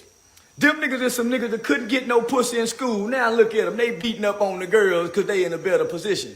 Now, nigga, only the strong can show compassion for the weak. You niggas don't show no compassion for them young girls. And I notice y'all pick on girls just left their mamas and daddies' house. You niggas don't go get no women. You niggas don't go get no married women that got a strong man and talk to them. You niggas go get the most vulnerable young ladies out of our population. I think both you fresh and fit niggas is the weakest black man talking. The Andrew Tate nigga, he a goddamn rapist. Now, baby, Andrew Tate in jail for rape and all kind of shit, Can you and they mute stay when you sucking see his. that art? And like, I don't want to. Yeah. Okay, let me get past that. Let me get past that. You niggas ain't got the pizzazz. You niggas ain't got the wherewithal. You niggas ain't got no swagger. You niggas is some rich suckers. Listen, fresh and fit, light skin, dark skin, salt and pepper. You niggas is some rich suckers. And I think every nigga hollering passport, the passport bros, I don't want to be in no group that end with bros. Yeah. I was starting to think y'all didn't like me. Y'all were Okay, that's good. We'll stop right there. Okay, now we can talk on the guys y'all call in on and everything. But D, I love this. I love this. I love this because I think that's how real ones are. See, you're not supposed to tear women down. You're supposed to educate them and let them know what's going on. But wait a second, we got another call. Let me see. Hold on 2 seconds. I think the call went down. Hold on. Let's see here. I think we missed a call. All right, no, but D, what is your thing? Let me bring the call. I think we got the call right here. Caller, what's going on? Sir, how can we help you, sir? What's up? Yes, subscribe to America First. Okay, bye-bye. All right, anyway. D, what's your thoughts on that, D? Well, talking about Fresh, I never liked them. Like, to me, they're corny. The girls up there were corny. I mean, but the girls were young, so that's young stuff. So I can't relate. But they were always disrespectful. I don't listen to people that are like just outwardly aggressively disrespectful. You know what I'm saying? They were just naturally corny. But Charleston White got offended because they didn't want to pay him again? Well, dude, why were they paying you in the first place? Because you understand, you going on these different platforms generated you a following to be monetized. So, okay, but breaking that down, I mean, he's right, and he was getting I did listen to him when he was getting on the passport bros, but it is about game. There we go. Game. I love it. Game. Even at that young age, those ladies, like they're in their 20s. Yeah. When I was in my 20s, a Charleston White, he couldn't rap to me. He couldn't step to me. He couldn't. We got what he's saying is true, but everybody got different levels of game. But so yeah, I'm not knocking that. It's just his whole persona. But yeah, but listen, everybody got to understand their box of women that they could get, and you look at the kind of women that Charleston White have. So there's a woman for every man. So yeah, he got a woman in there making him breakfast, but I bet you he paid for the groceries. Let me go. She's cooking. So I give him that. But again, but he's right. You have to know how to get women where you from. He knows how to get women. Who these women are, I don't know. But yeah. All right. Well, all right. We got a call here. 514. I think it is, sir. Do you have a question or comment? What's going on? Can you hear me? Yes, sir. How can we help you, sir? What's up? Oh yeah, man. I rock with y'all. I like both of y'all. I watch you all the time. Dang. I was just saying I rock with Charleston White. I listen to him all the time. But the passport bro, man, I was in the Navy for 7 years. Man. Now, a lot of those passport bros, they not leaving to find other women. They leaving to find different type of black women. My child's mother, my fiance, is Nigerian. Dude, go over there, you ain't gonna never be the same. And now there's a difference between tricking, because you can trick right here. We can go on what do you call that? A sex vacation or whatever you have it right there in Las Vegas. Or right there in Nevada, you can go out there and do whatever you want to do. So there's a difference. All right, sir. Wait, let me ask you a question. What's the difference between a black woman and, I guess, you say they're in the Navy, or that you say black women in Vietnam? He's in Nigeria. Nigeria. Okay, so what's the difference between a black woman in Nigeria and a black woman in the States?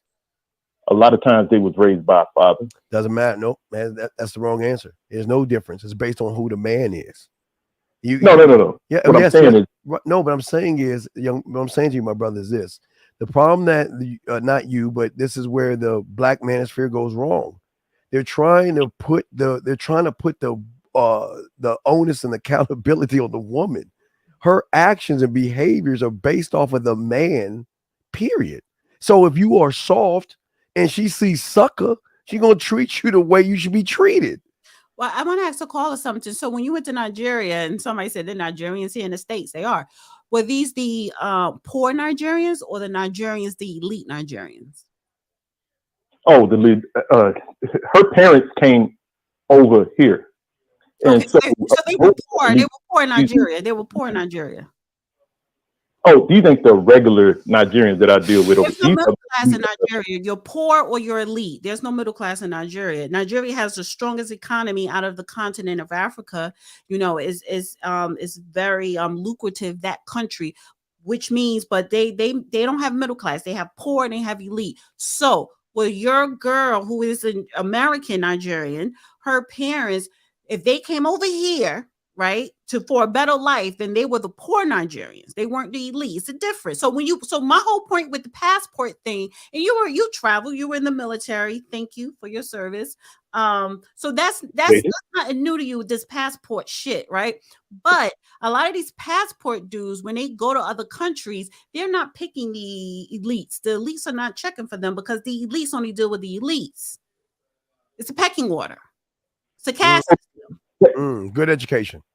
Okay, can I comment on that real quick? Mm-hmm. A lot of the problems that started when these I remember it came out a couple of years ago when it came out and they was talking about, oh, I don't want to settle. I don't want to settle. And I thought, man, settling, dude got one eye, he got one leg, or he got a whole bunch of baby mamas, he's locked up. No, a lot of women was talking about, I'm not settling for a plumber who makes $65,000 a year. I want some who makes about 150. Okay, sir. Can I ask you a crazy question? Doesn't a woman have the right to say that? Yes or no? She has every right. So then what is that? What business is it of yours? Is she talking to you? Yes. So then if she's talking to you, why do you care? No, if she's saying that she don't want to settle for a person like me. Yeah, exactly. So then so then she's not for you, right? Right? Exactly. So why should you not go find a woman that's for you? She's one woman of millions of women in the United States. So what are you talking about? So you're I'm not talking about one woman. I'm talking about that whole. I'm not settling for a man, I'm 45. I don't want to settle for an average earning man. That's the whole thing. Average guy. Okay, sir, but I have to agree with Steve here because if a woman says that, she could believe it, she could say it. You shouldn't get offended because a person who thinks that she don't have to settle. But if you want a certain man, then you have to level yourself up. So if you don't want the plumber, but you want the hedge fund dude, then you got to present. You have to present yourself a certain way. Just because you want something, I don't mean you want to get it. So why are you upset? Like why are you bothered? These women can't get the hedge fund. No. Wait. What they get, what they don't get. Why do you? Okay, please tell me why you care. What they get, what they don't get. A lot of these guys are saying. Wait. Before we talk about a lot of these guys, let's go backwards and look at a lot of these guys and see what what their makeup. You want to look at the makeup of a lot of these guys? Can we take a moment to do that? Because apparently you see, y'all guys always want to talk about the last domino. You never want to look at the first domino. You never want to look at which you are. You never want to look at how you self-sabotage yourself because you fear failure. You don't take risks. You feel that you make mistakes. You don't think. You don't plan ahead. You can't even say no to a woman. You can't even make decisions. You can't even think critically. You can't think with flexibility. You worry. You have unrealistic expectations. You are always complaining. You procrastinate. You have limited beliefs, unhelpful thoughts. I go on and on. So let's start there. So that guy, now continue. That guy meets said woman. She doesn't want you. What part don't you understand?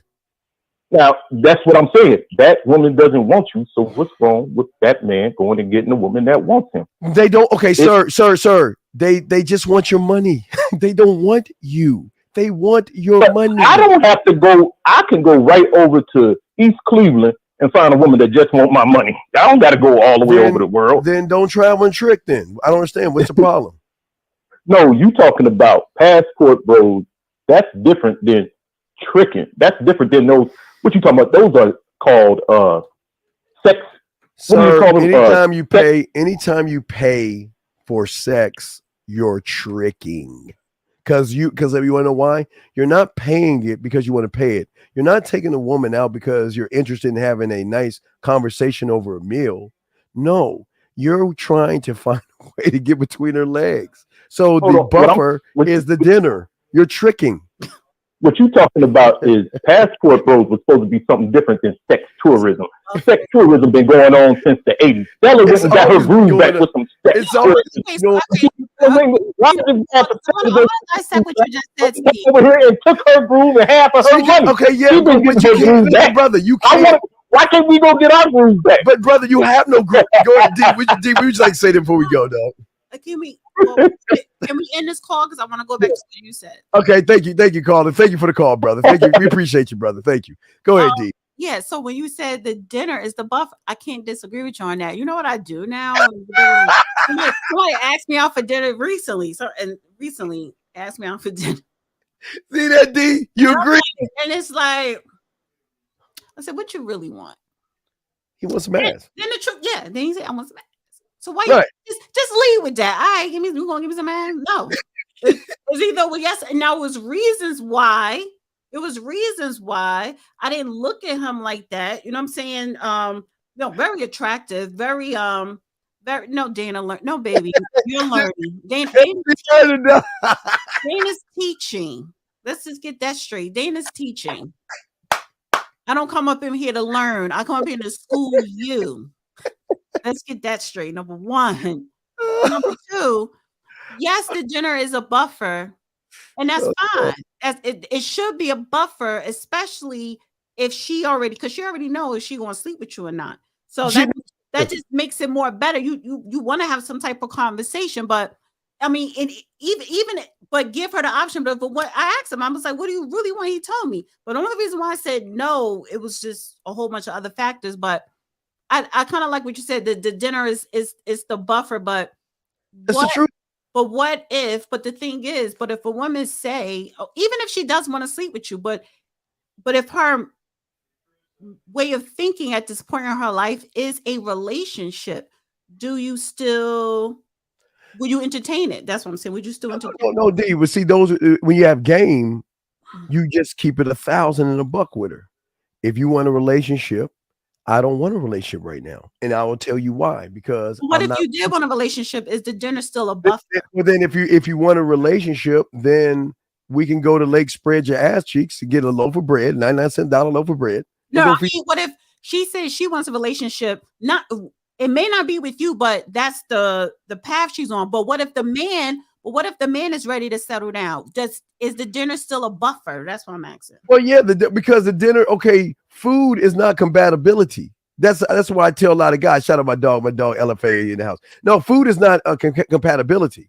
Mm-hmm. So you don't leave. Okay, I would tell guys all the time, don't go to dinner. Not because you shouldn't go to dinner, because dinner kills everything. Because dinner, watch this, D. When you meet her and you go to the hostess and they make you wait, guys, you got to talk. And then when they sit you down, you got to talk. And then the waiter comes and says, "Hi, my name is Joe. I'm your waiter. What would you like to drink?" You order your drinks, D. Guess what? You got to talk. Then he'll come back and say, "Would you like an appetizer?" And in between that, you got to talk. Then after the appetizers, they get so these guys don't have conversation like that. So they're like, what do you do for a living? Communication skills. Okay. So right. All right, but dinner is a buffer that I do agree with. But it's a buffer whether you want to be in a relationship or not. You're saying dinner is still a buffer, doesn't it? Yeah, unless she's cooking for your intentions. Unless she's cooking for you. I mean, you ain't getting that on our first date. I said no, you get on the third. I didn't say that. I'm saying that if you're paying for something for the thought of sex, you lose because you know what? You should already ask for the sex. Why waste your money? Why waste your money and give a woman a lie? Because the woman, some of them, and I know I can say all because they can play dumb. They know, guys, you want the sex. But they know they ain't gonna give it to you. But some of them, D, will give them a chance to say, you know what? All right, maybe my first impression was wrong. So let's go out and have a nice time and let me see if I made a mistake about you. And then it says, oh yeah, I can't I can't be with this guy because you know what? Right. But Yeah. what if you don't do the dinner, right? You skip the buffer and go straight to the sex. Do you take her to dinner after? Oh yeah, you. Hey, no, you have to feed her afterwards. She'll go cook. I mean, after that, after that, we can watch Lifetime and We Channel and soap operas. You can talk about your aspirations and all that after we get done because you've already you got what you wanted. That's what you want. You're going to give her what she wants then? Well, what is that she wants? Okay, what if she wants to spend some time with you again, to see you again, or to hang out? Maybe even dinner. So. Well, that's predicated to the guy because he already got what he wanted. So it's up to him at that point if he wants to continue or not. But as a man, you should at least be honest enough to let her know what your intentions are. Even if you want the sex, to let her know that after the sex, I'm not going to take you out. Well, you got to keep it. You don't have to say it in those, but basically, this is all I can offer you. This is all I want to offer you. Dick and bubble gum. That's it. I know dick and bubble. That's all I can offer you. So what I'm saying is that that's what men do. We keep it a buck. Because we make sure a woman can never say you never told me. I didn't know, or you manipulated me. I thought you wanted this when really you wanted that. That's what. Right. Yes. That's men. So that's how men operate. But I think men are cowards, and I'm glad we're having this conversation. Males. Yes. But those when you realize you think you're meeting a man, but you realize no, he's nothing but a male. Because again, people put that mask on. Women do the same thing too. Yeah. But you're absolutely right. Take the buffer out and replace that with some honesty. Well, they can't be honest because they know. Okay. The thing is, I try to explain to you because I hate uplifting women this way, and I don't tear women down, but I hate making it women like this because they don't understand that women already recognize what you are from the get-go. Like you say, D, they know what they want to do. They know what they want to do. And again, they can play it off. Somebody had a question, Mike. Mike, let me see. Mike had a question. We will prefer if you send your questions via Cash App. Yeah. All right. Do you move on after you state your intentions? Okay, Mike, no means no, my brother. That's simple. If she says no, she's not interested. So after that point, you start begging. You kind of like you're starting on the road of tricking. If she says no, why are you going to try to manipulate her to do something that she doesn't want to do? Why don't you just walk away? You charge it to the game. Right. Because you have to look at it. If your intention is just sex, even though that's superficial as hell, it's heck. But if your intentions is just sex, then have enough balls that a lot of you men that really are males do not have, but have enough balls to say it. If your intention is I'm really digging her, take her out. Or after you do have sex, call her up again and see her again. So it's not about whether this is going to be a relationship. It's whether I want to see her after I hit it. Yeah, but it also goes to judgments, and I think that's the problem. I think a lot of guys will understand. If the sex is good, don't you want to hit it again? Because but they know it's not good, but how you act if you can't get it. Because she's a bitch when she says no.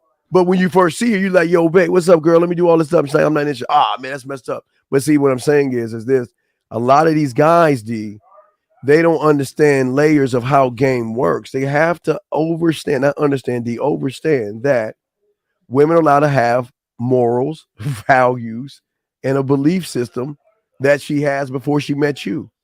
She values herself and values her body, even though she has some insecurities. We ain't getting all that, but I'm just saying.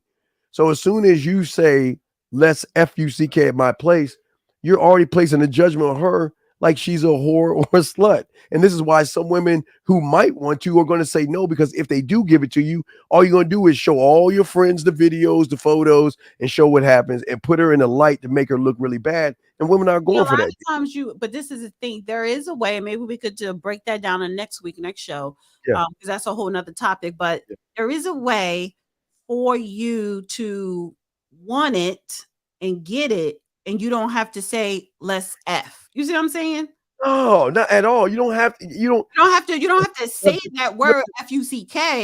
But there's a way for you to know if she's going to give it to you. Right. Well, take her to dinner or not. Right. It's you, but it's not how you word it to her. It's how you actually word it to yourself, D. True. That's what they don't understand. See, y'all word it to the woman, but you don't really even think about what you're saying without even like thinking. Y'all have to think. As soon, guys, when you open the door, guys, she knows you want to smash.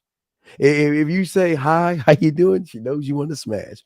They already know. So that's out the window. So now is this. You know what? And this is the weird thing, D. Women, guys, they look at your lips, they look between your legs, they look at your butt, they look at how you walk, and they do say to themselves, "Yeah, he looks like he got some." I'm going inside. I'm looking at your teeth.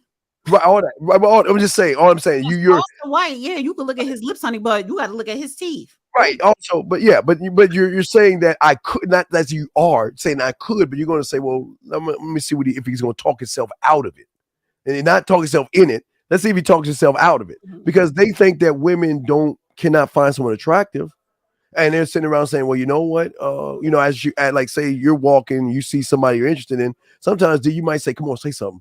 Come on, say something. Say something. Say, damn, I wish he would have said something. Right? Yeah, I mean, no, I totally get it, but and then too, let's just because this conversation is just making it seem like that's all men want is to have sex. That's it. Yeah, that's true. That's true. But then again, at the same time, you still have to somewhat check your asshole at the door, i.e. ego at the door, because you may get love struck.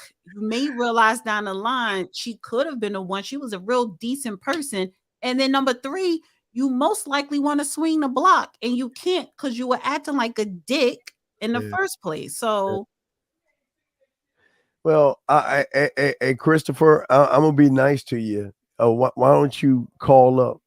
I'm gonna give you Christopher. This is what I'm gonna do because I'm in a good mood.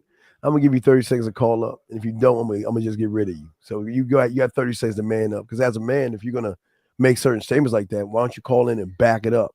So you got 30 seconds, sir, or just go ahead and leave, because I'm gonna get rid of your whack ass. So anyway, but that's what I'm saying. I'll just acknowledge a couple more super chats came in. Thank you, just my 4 cents. The whole divestment movement started on the African continent. Okay. JNC 30001, when O'Shea made a vid agreeing with Sinji, game over, flip. I don't know which video you're talking about. Okay. K Halsey, it's your approach and your personality, of course. And thank you. I did get a cash app. I want to acknowledge that person real quick. Thank you to Lady Techniques. Thank you. Yeah, and you know what is we're gonna do, because I know D, I'm gonna do a little overtime, but D, we're gonna do our 2 hours. I know because you got a lot of things to do, but I'm gonna go overtime with the guys and teach them some game, to teach them how to get you ladies. I'm surprised nobody else ain't calling in right now. With the lines open and everything, but D, I know D again. But D, I'll let you say your last bit and everything, and I'll just. I mean, so we talked about 3 people: Andrew Tate, Jess Pearly, and Charleston White. And so, like, my question: are these people really your leaders? If any of those people you look up to, as a leader, you just look up to, or they give me really good advice, they leading me down a path of prosperity, you need to rethink yourself. And well, that's what I'm gonna talk about. When you go, I'm gonna discuss that with the guys. And you need to go find salvation and resolution somewhere else, because they are not your leaders. Just probably, I don't think she wasn't trying to be nobody leader. Charleston White, I don't know what his agenda is, and Andrew Tate, I think he just want people to invest more in crypto. But great show. Great show. All right. Well, D, I want sent in cash apps to me. Cash app. We'll wrap it up. Everybody listening, everybody in the love room. I'll call my chat the love room. Oh, they the love room, but the game is about. Hey guys, we about to spend some game and show you how to get these women. Yeah, all that. Yeah, we're gonna use what you're saying. I got you, D. But D, we'll go ahead and let you go. But D, thank you so much, and we'll run it, okay, girl? We'll see you next week, okay? Okay. Thank you so much, D. Bye-bye, man. All right, that was Dana. That was Dana with the D. D as the data. Dana with the cash shape. Dana with the data. Sorry, Dana. Data. Dana with the data. A whole new stream. No, I'm just gonna run with this. So what do I do on my end? You can end it on yours. Yeah, you just end it. Okay. You cut yours. Yeah, end on yours. Bye, guys. Bye-bye. Ta-ta. All right, guys, let's go ahead and chop it up. It's the Dean Man Mindset. I want to talk to y'all. This is very important because Dana made a great point. We need to talk about this. Who is your leader? Okay, gentlemen, this is what we're going to be talking about, guys. You want to call in, go ahead. Lines open, all this other stuff. But let's talk. Oh, the book is out, everything. The book's already there. But what I'm saying to y'all guys, this is what we're going to talk about. We're going to spit game to give y'all understanding because that's what game does. So I'm here to give you understanding. And shout out, shout out. Thank you. We'll see you next week. And y'all got questions, put a Q in there and all this other stuff. themanmindset@gmail.com if you want to learn game. Okay, guys, Dana asked a great question. Your leaders. Who are your leaders, gentlemen? I ask all you guys out there to listen, who are your leaders? Who are you following? That's the question that you have got to ask yourself. And it's $1 million question that most of you people don't guide you with. Because no one's ever told you that you can create your own leadership by just following your own narrative. Excuse me. Listen to what I'm saying, gentlemen, all y'all listening. You can create your own leadership by following your own narrative. And your own narrative, gentlemen, is how you see yourself, how you speak to yourself, and how you understand yourself. So the question that you guys have got to ask yourself is, who are my leaders? Okay. Who are my leaders? Okay. No, and listen, I appreciate what you're saying, but that's not good. Listen. The problem with so many of y'all guys out here is that you're not looking to yourself as self-leadership. You're not looking at yourself. I want you guys to learn how to lead yourself as men. But the problem is that you are looking to other men to lead you, and that's the problem. As a man, you should get information from people. And as you get information from people, you take that information and learn and understand that information. But no reason, gentlemen, should any of you out here look to any other man as a leader. No, that's not true. Excuse me. No. Wait. No. I'm sorry. No. I'm sorry. David, you have to understand or overstand this, sir. You're saying your mind keeps oppressing me. That's not the truth. You choose to allow your mind to oppress you because you're making everything about things outside of yourself, women. And it's not, listen, I don't want you to feel bad, and I don't want you to feel that I'm talking bad about you, but you're understanding you're defeating yourself by how you think. See, leader, the reason why most of you guys can't lead yourself, okay, is because what you're actually doing is you're actually holding yourself back from who you actually are. You're not focusing on your failures. You see, David, what would give you better leadership, and like I've always told all you guys listening, that will give you better leadership. But let me bring in 936 in 1 second. Hold on. 936, sir. Let me turn you up, sir. How can I help you? What's up? You hear me, sir? Yes, sir. How can I help you, sir? No, I was just calling in when you were saying about leaders. I ain't got Yes, no sir. relationship question. It's about the leaders that get the black community all the time. Well, I just want to know why they get celebrity leaders. Who lead for white folks? You know what I mean? No, young man. Okay, but I see what you're saying, but no, this is what I'm trying to get you to see. I'm trying to get you out of looking at the I do. You might be new here, so let me explain what I'm talking about. What I'm trying to teach you men out here is to stop looking at things outside of yourself, because what's happening by the way you think, you put a judgment on whatever you see outside of yourself when you're not looking to yourself first. You see what I'm saying, big dog?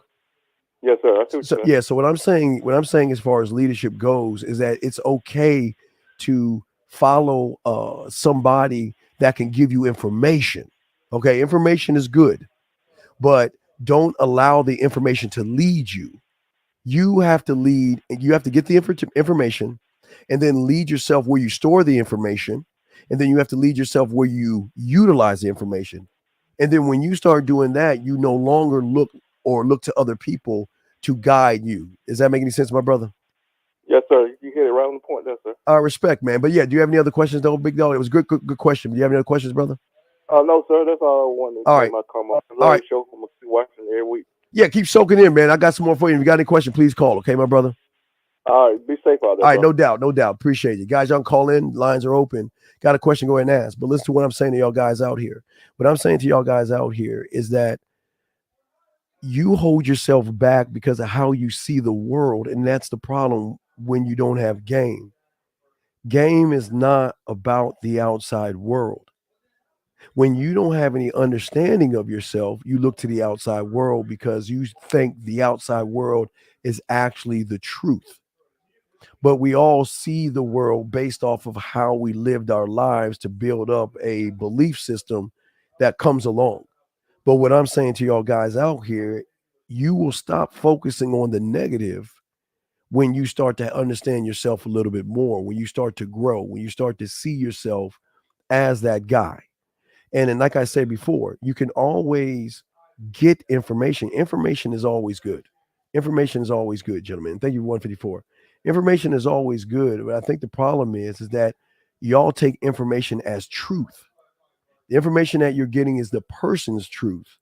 But the mentor or the teacher that should be giving you the right information should give it to you in a way where you form the information to fit you. That's why I always talk to you guys, and I'll show you. That's why I always talk about the only one that talks about this. But that's why I always tell you about the blacksmith. He's so important in your life because any information that you get has to what? It should come, right, gentlemen, from the outside world, from the I do's and all that. If we, the blueprint that I showed you, it should come from the I do, and it should come through and you interpret the information and allow the information to fit you so you can then put it in the category, a place where you can utilize the information versus just take information blindly. That's one of the biggest problems a lot of people have. A lot of people are taking the information blindly. So why do we tend to let information or opinions from others be at most conscious level? Well, the thing is, and this is a great question. Well, okay, to answer that question, you got to look at the blueprint. Okay, let's just go back to the blueprint so you can have understanding. Remember, we got to look at the black, the red to the white. Okay, it's a black, red, white. I just don't worry about the colors. I'm just giving you an example. So the problem is that when you live in an I won't and an I can't, then because of that, your feelings, you're going to fall into an I do where you're going to follow not based off of logic, but based off of feeling. A lot of you guys out here, and there's no knock on you, a lot of you guys want relationships, and a lot of you guys feel lonely, and a lot of you guys want compatibility. That's not a bad thing. It's not knocking you because you want compatibility. It's just that it's frustrating to you when you're not getting the thing that you want. So what irks, bothers you, frustrates you, and makes you feel some kind of way is that the voice in your head says, you know what? It's not your fault. You know what? It's their fault. It's everybody's fault and all this other stuff. Do you see what I'm saying, Adam? It's a very great question, but it's very deep because a lot of people out there look at the game the wrong way. They look at the game the wrong way. They're not thinking that who's pulling the strings. When you're getting information and you're taking it as truth without questioning the information, getting understanding of the information, or looking at the source of the information, then you're going to blindly accept the information as truth. And that's how cults start and how things hurt a lot of you guys out there. And this is the thing that slows you down and it doesn't help you grow. You have got to be the one source of everything that you are in this game and not allow anybody to tell you how to think. Remember, this is the one thing we always tell you. I want you guys to think for yourself. The blueprint that I want to give you for thinking for yourself, the blueprint I want to give you for thinking for yourself is what? Creating your blacksmith, creating the conversations that you have with yourself with the puzzle pieces, creating your marketing team to say, okay, well, all right, maybe I'm not good with talking to women. Maybe I'm not good with kissing a woman. Maybe I'm not good with making her smile, or maybe I'm not good in some area in your life, right? Maybe I'm not good at that. But can I create something to work on the things that I'm not good at? So then once you are good at those, you can just put that away and move forward to something else. So that was a great question, big dog. Y'all guys that got questions, y'all guys put a Q in there and stuff. But what I'm saying to you guys out there is that I know a lot of y'all guys don't believe in yourselves. Something happened in your life where you stop believing in yourself. You know, that guy called in and he said women sit around and say they want a certain kind of guy. They can have any kind of guy they want, but they can see you on the side. That no one said that you have to be that guy for her. There's no rules to this thing, man, except you being the rule to yourself because of your characteristics. You got to realize and understand your characteristics. But here's the question I ask you guys. Are you strong enough to say no to a woman? Are you strong enough to walk away from a woman? A woman that you're really interested, can you do that? And if you can't do that, you got to get out of the game. Because the moment woman smells weakness on you, you're done. This is what hurts a lot of young men.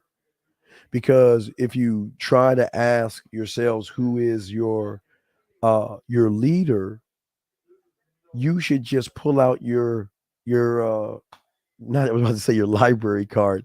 You should pull out your driver's license. Your driver's license should, in the name of the person on the driver's license, is your leader. You are your own leader when you choose to lead yourself. Thus, a woman is going to follow you, okay? So for a man with no statement should start with the I feel. No, you don't talk about what you feel. See,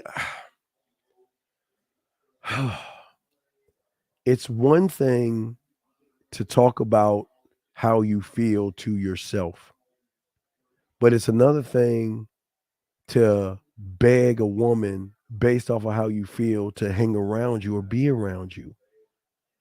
That's where the problem comes in, guys. That's where the problem comes in, because we're so always looking to be led. You see what I'm saying? Be led, okay? All right. And the thing is about being led, okay? Let me see here. Can we? Yeah, you can call. Yeah, you can call in. Y'all can call in. Lines are open. Lines are open. If you want to come in, call in. What I'm saying to y'all guys out here is that no one's ever told you that you're supposed to see. The secret in the sauce is no one wants you to lead. Nobody wants you to lead, because once you become a leader to yourself, a woman will follow your lead. When she realizes that you will walk the fuck away, man, you got to be able to lead yourself to walk away and not put up with. And I think you guys are putting up with too much, and y'all are waiting for the woman to tell you how to think, tell you how to move, tell you how to behave.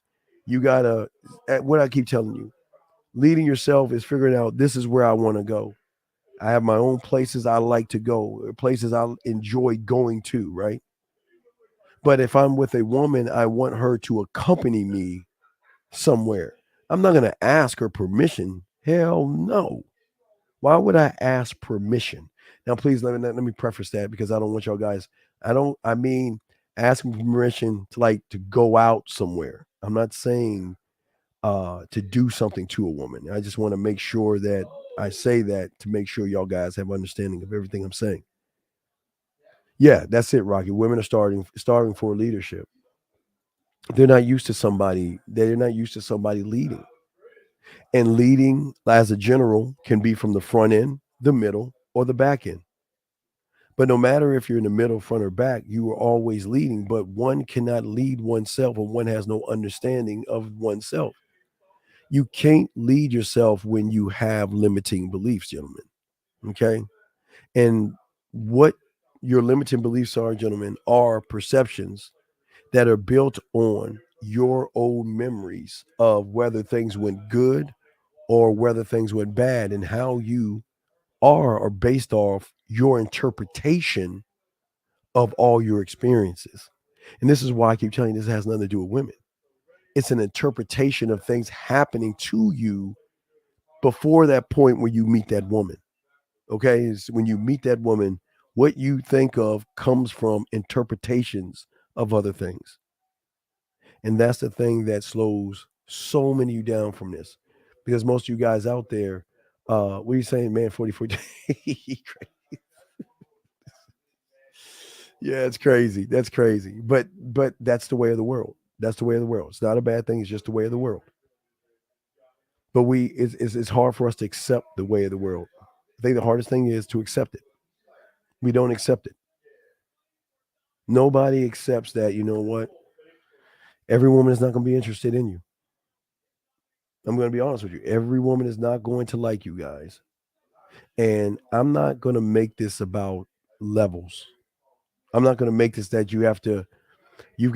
there are tiers of women. I think that's where y'all get it wrong. Y'all assume there's tiers of women because of what you see. A lot of y'all guys will see a woman on TV and think just because she made a music video or she's on TV, an actress or a movie star, that there's just something extra special about her.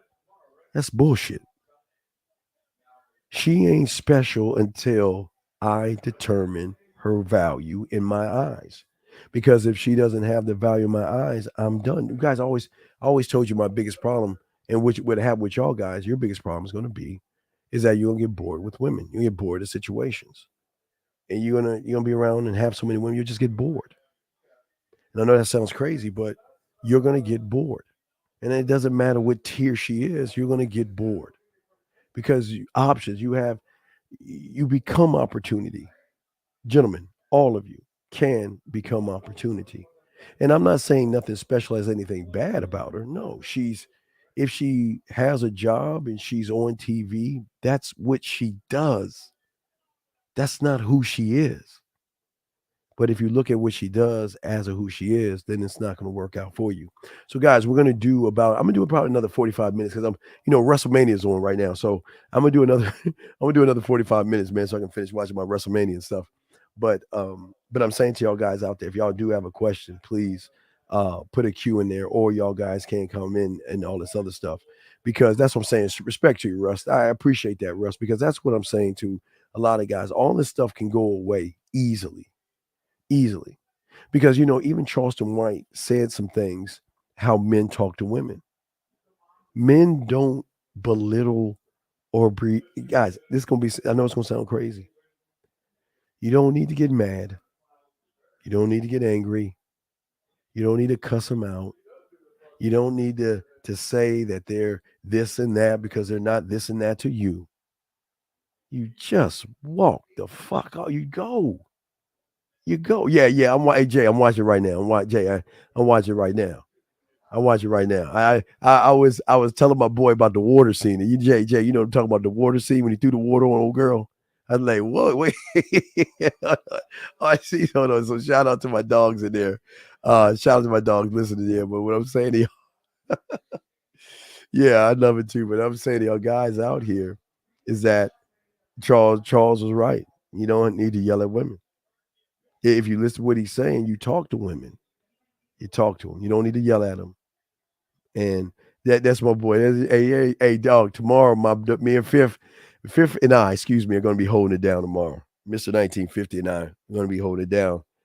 He is definitely the last traditional man on the planet, and he is like family. He's a cool motherfucker. He's a laid back. He's a great man. So yeah, Fifth and I are going to be holding it down tomorrow. So it's going to be a fun show we're going to have tomorrow. So make sure y'all tune in there. Shout out to 1950 at 1950.com, gentlemen. 1950. Let me bring in 267. Cash flow, answer your question 1 second. 267, sir. How can I help you, brother? How can I help you? What's up? Hey, what's going on, Steve? Can you hear me clearly? Yes, sir. I got you, sir. How can I help you, sir? What's up?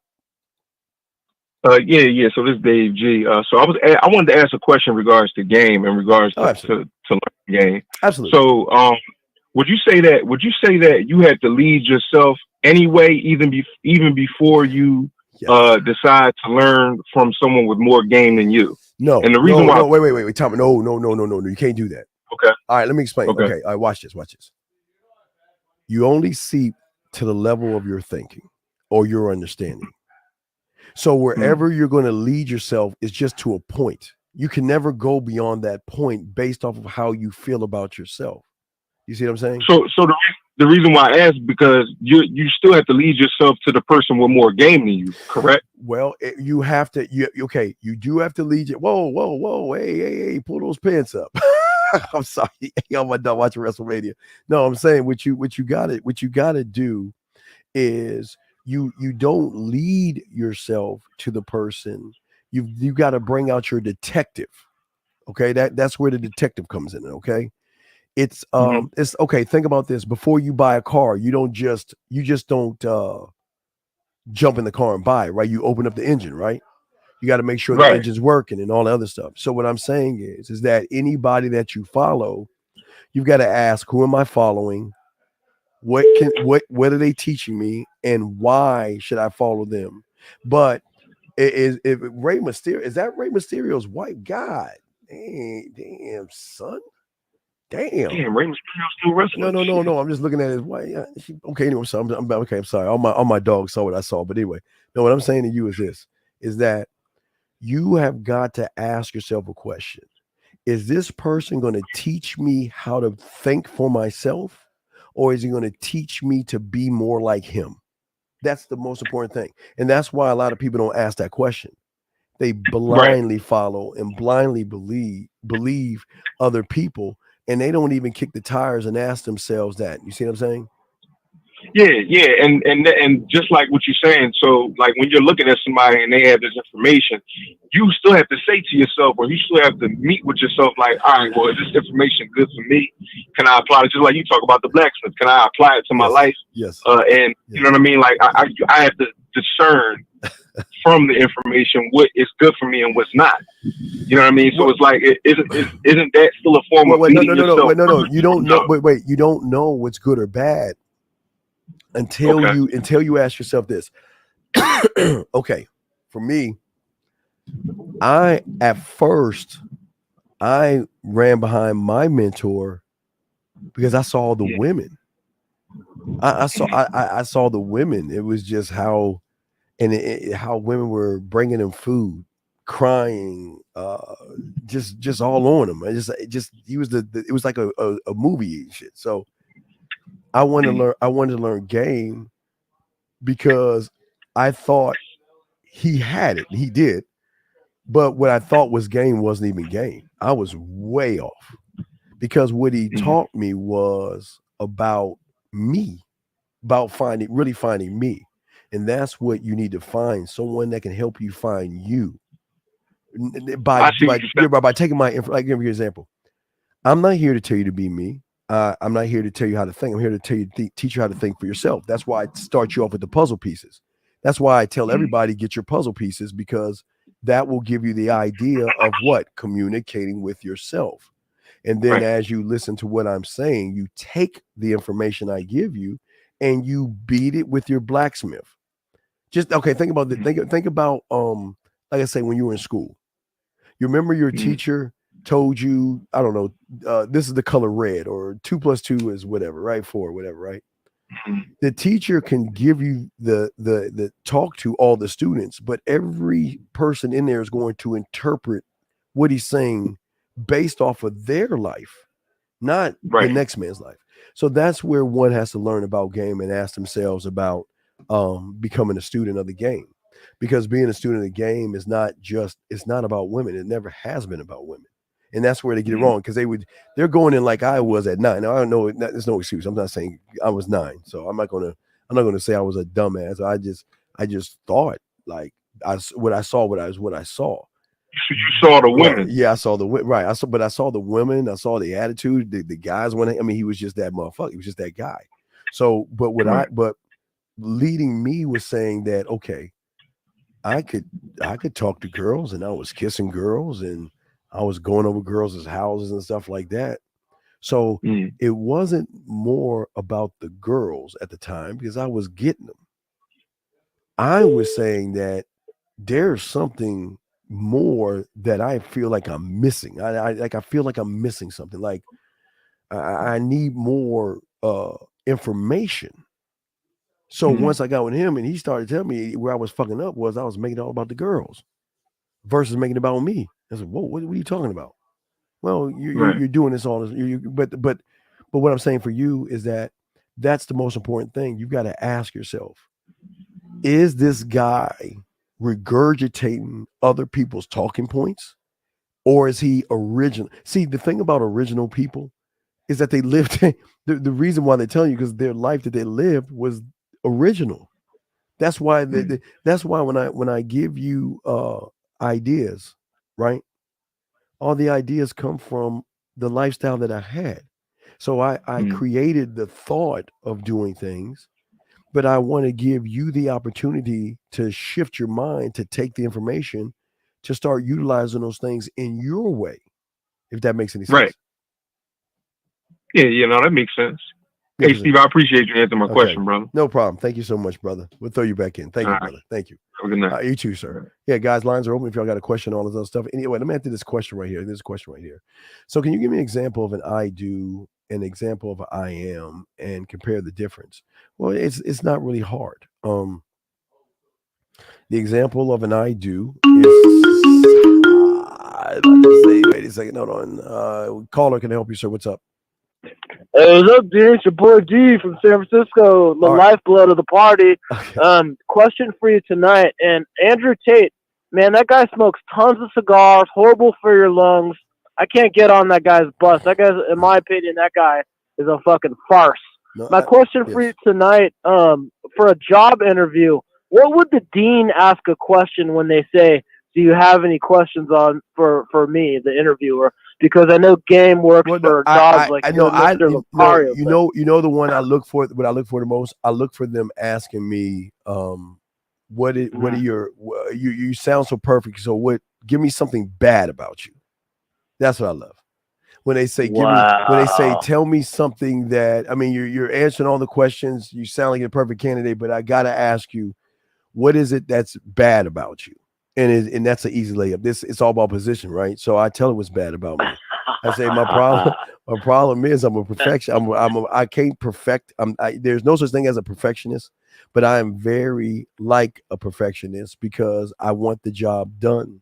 I'm the kind of guy that will come in early. I'll stay in late, and I'll even work weekends. It's not and I always tell them, even when I was in this is what I was telling. This is how I blew them away when I was doing the mailroom interviews. I tell them the mailroom is the heart of the company anyway, if you actually think about it, because all the $1 million or $100 million contracts have to go through us. It's our job that we have to make sure that you get the information when needed and not hesitate.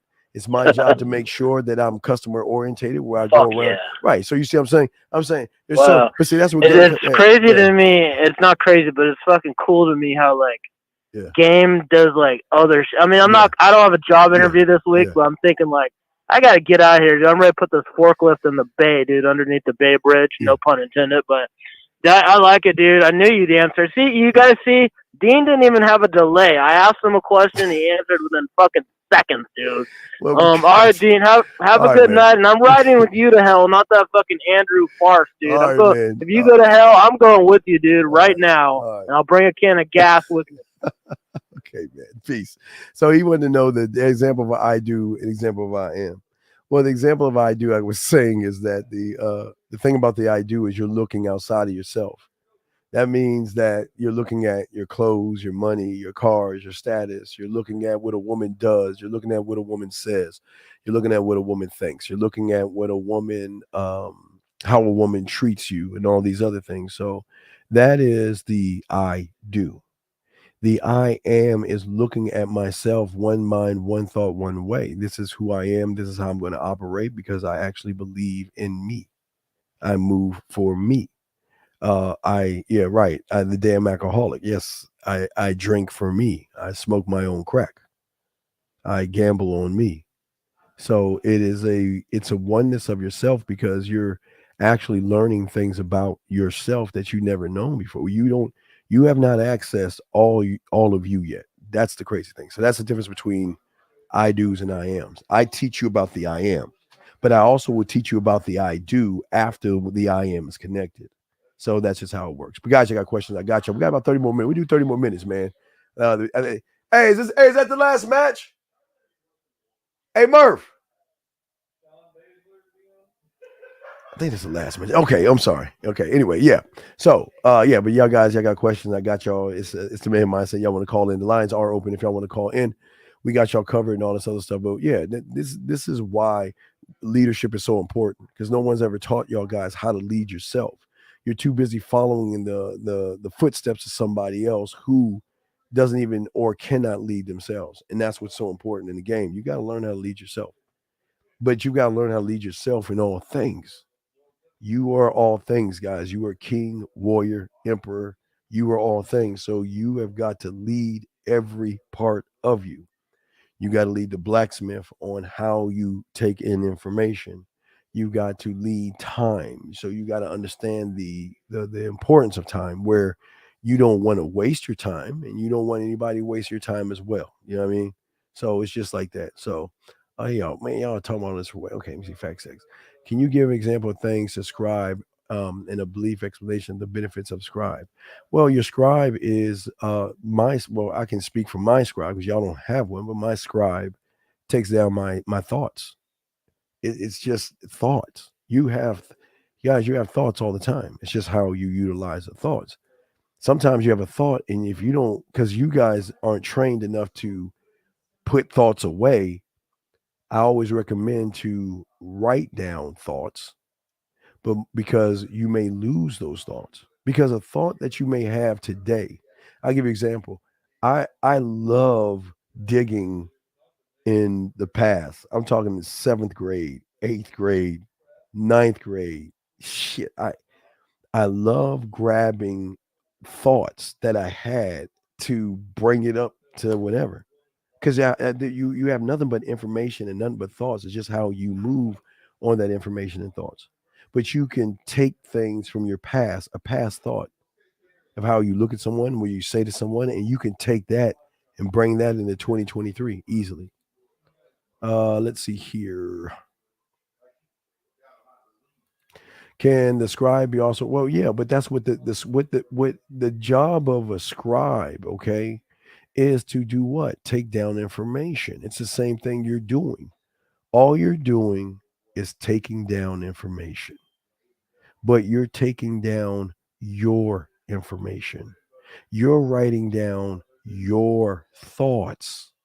You're taking things that are important to you, and maybe you don't have an answer, right off the bat. Maybe you may have a thought, but with that thought, you might not have an answer. So you put that thought away until you could come up with an answer or add on to that thought to grow that thing up, big guy. Okay.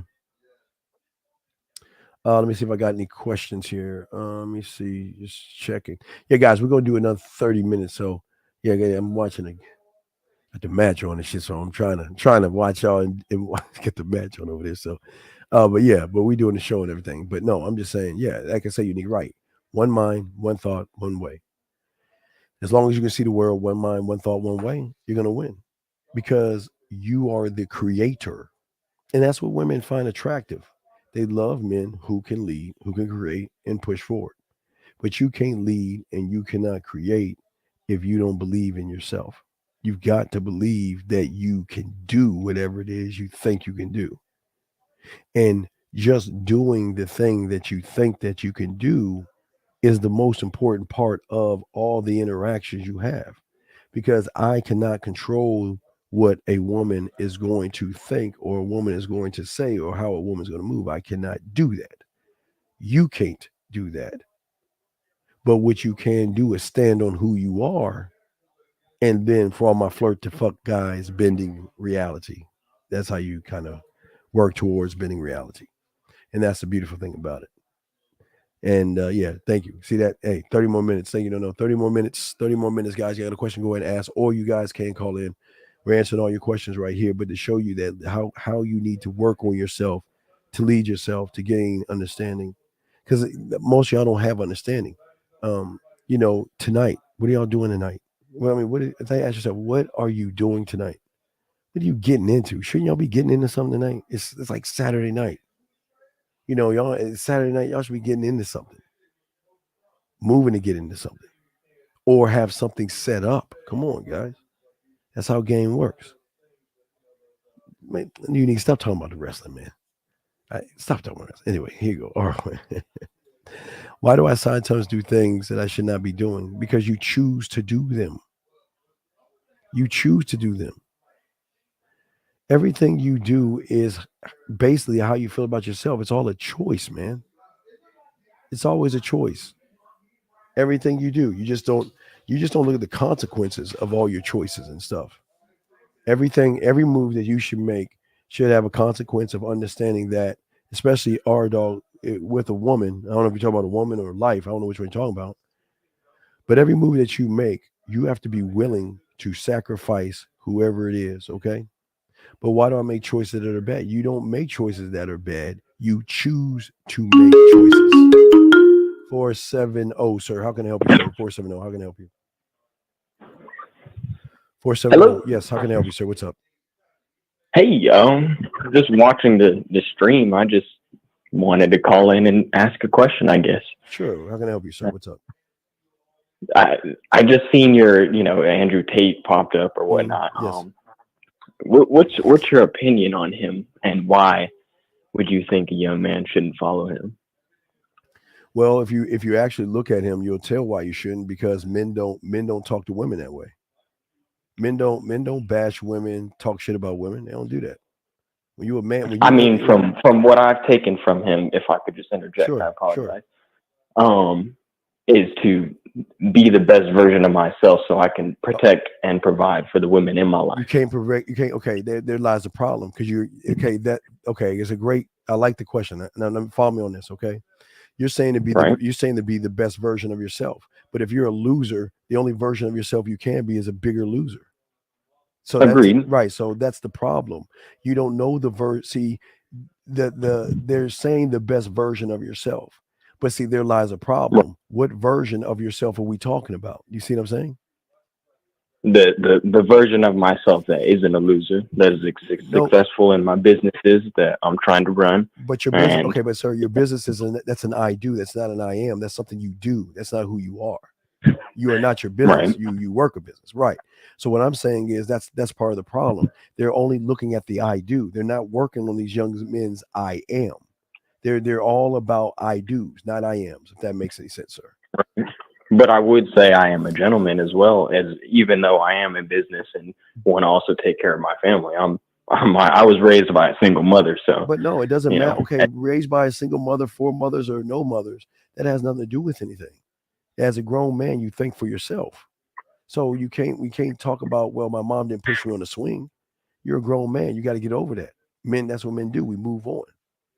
So, agreed. I'm just saying, men who are raised more by single mothers is, you're kind of influenced more to be off rip, just, more polite and a gentleman to women. That's all I had influence. What I'm saying is that men who have both their parents or not both their parents, I'm saying that there's no reason to yell, scream, or belittle something when I can just walk away and find somebody else. Women are not that important enough. It should not be that important enough in your life where you feel, keyword feel. See, the problem is feel attached to emotion. So if you feel some kind of way, that's a problem. That means a woman has really got a hold on you. If you see something a woman does to somebody and you get out of sorts, then you might need some therapy, because there's something wrong there. Because what a woman does to another man is none of my business.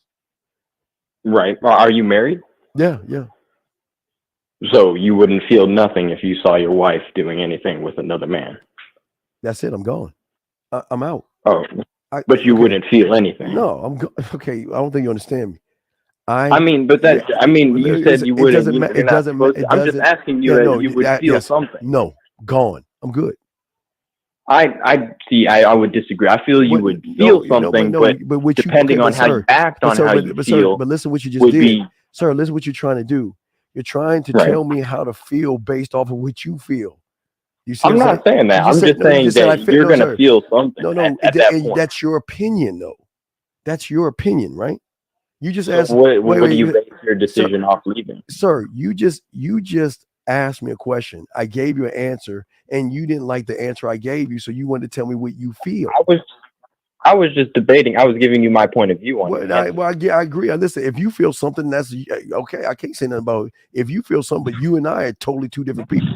I ain't gonna feel shit. I'm good. I'm moving on. I'm done. I'm moving on. How many years have you been with your wife? 20, over 23 years, somewhere around there. Wow, that's a very long time. So should I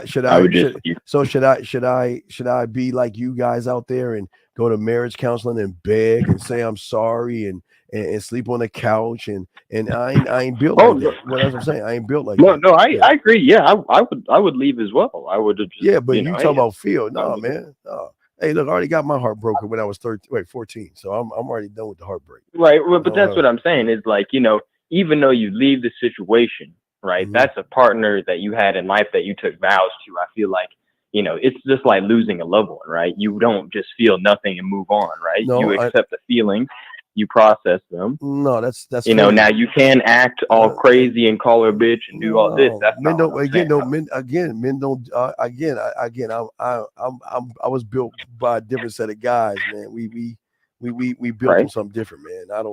I'm not. No, I mean I agreed. I'm just asking for your point of view. No, it's all good. No, people. I'm just saying that. But that's what I teach my students, man. That's the power that you have over a woman by not giving her any power at all. You take the power away from her. You can walk away. I can walk away. I'm good. I can.